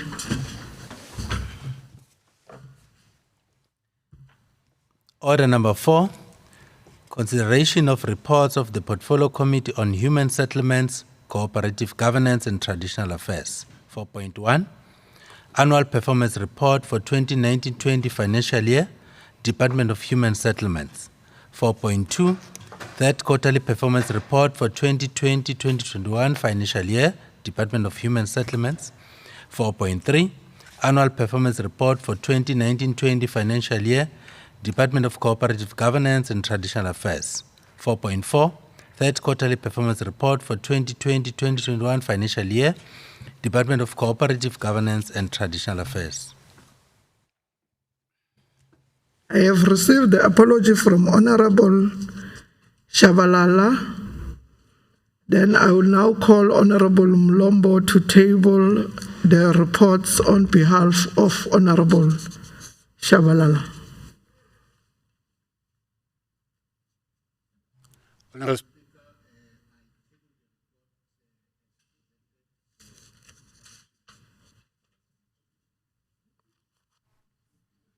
Honorable Speaker, I table the report as presented for adoption by the House. Thank you very much. I am informed that there is no debate on these reports. Now the question before the House is whether we agree to adopt these reports as tabled by Honorable Mlombo. Agreed to? As so agreed. The Secretary shall read the fifth order of the day. Order number 5, consideration of reports of the Portfolio Committee on Education, Culture, Sports and Recreation. 5.1, Annual Performance Report for 2019-20 financial year, Department of Culture, Sports and Recreation. 5.2, Third Quarterly Performance Report for the 2020-2021 financial year, Department of Culture, Sports and Recreation. 5.3, Annual Performance Report for 2019-20 financial year, Department of Education. 5.4, Third Quarterly Performance Report for 2020-2021 financial year, Department of Education. 5.5, Annual Performance Report for 2019-20 financial year, Mpumalanga Regional Training Trust. I have received the apology from Honorable Ngomane. I will now call upon Honorable Makaringe to table these reports. Honorable Speaker, I, on behalf of the Portfolio Committee, tabled the report for adoption by the House. I am informed that there is no debate on these reports. Now the question before the House is whether we agree to adopt these reports as tabled by Honorable Makaringe. Agreed to? Agreed. The Secretary shall read the sixth order of the day. Order number 6, consideration of reports of the Portfolio Committee on Premier's Office, Finance, Economic Development and Tourism. 6.1, Third Quarterly Performance Report for 2020-2021 financial year, Provincial Treasury.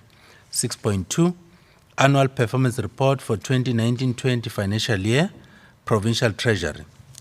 6.3, Third Quarterly Performance Report for 2020-2021 financial year, Mpumalanga Economic Regulator. 6.4, Annual Performance Report for 2019-20 financial year, Mpumalanga Economic Regulator. 6.5, Third Quarterly Performance Report for 2020-2021 financial year, Department of Economic Development and Tourism. 6.6, Annual Performance Report for 2019-20 financial year, Department of Economic Development and Tourism. 6.7, third quarterly performance report for 2020-2021, Mpumalanga Economic Growth Agency. 6.8, annual performance report for 2019-20 financial year, Mpumalanga Economic Growth Agency. I now call upon the chairperson of the Portfolio Committee, Premier's Office, Finance, Economic Development and Tourism, Honorable Tia Makaringe, to table these reports.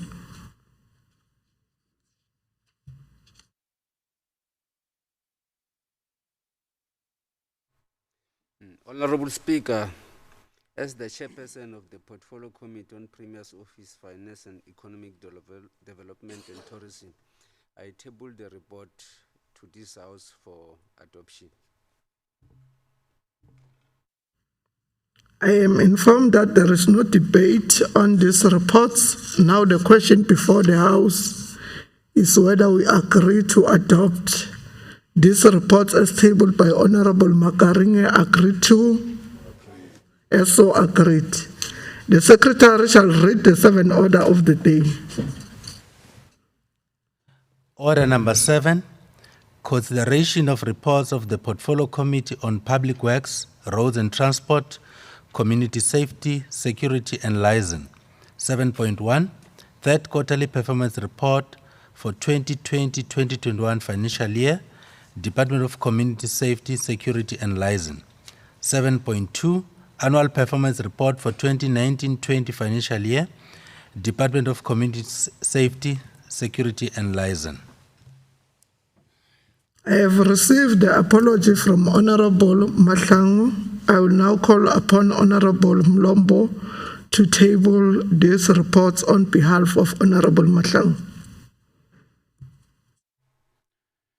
Honorable Speaker, I rise to table the report on behalf of the Portfolio Committee for consideration by this August House. Thank you. I am informed that there is no debate on these reports.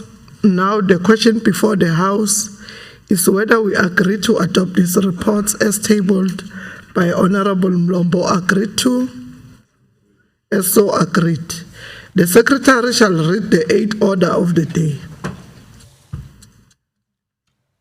Order number 8, ratification of a mandate.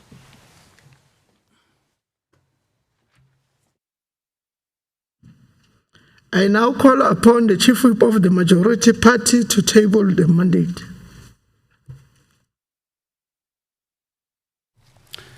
Honorable Speaker, thank you very much. In terms of Section 65 of the Constitution of the Republic of South Africa, provincial legislatures are required to confer authority on their delegates in the National Council of Provinces to cast votes on their behalf.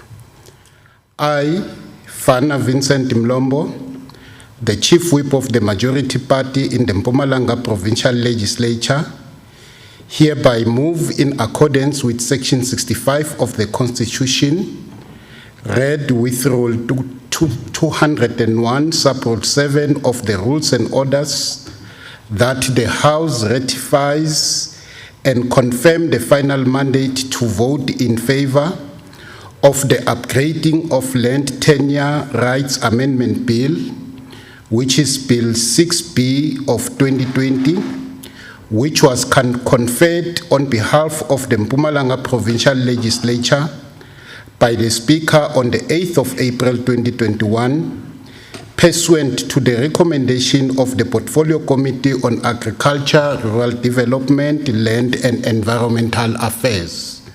Honorable Speaker, I so move. Thank you. Now the question before the House is whether we agree to adopt the ratification of this mandate as tabled by Honorable F.V. Mlombo. Agreed to? As so agreed. That concludes the business of the day. You are requested to remain at your places until the procession has left the chamber. The House is adjourned until further notice. All right.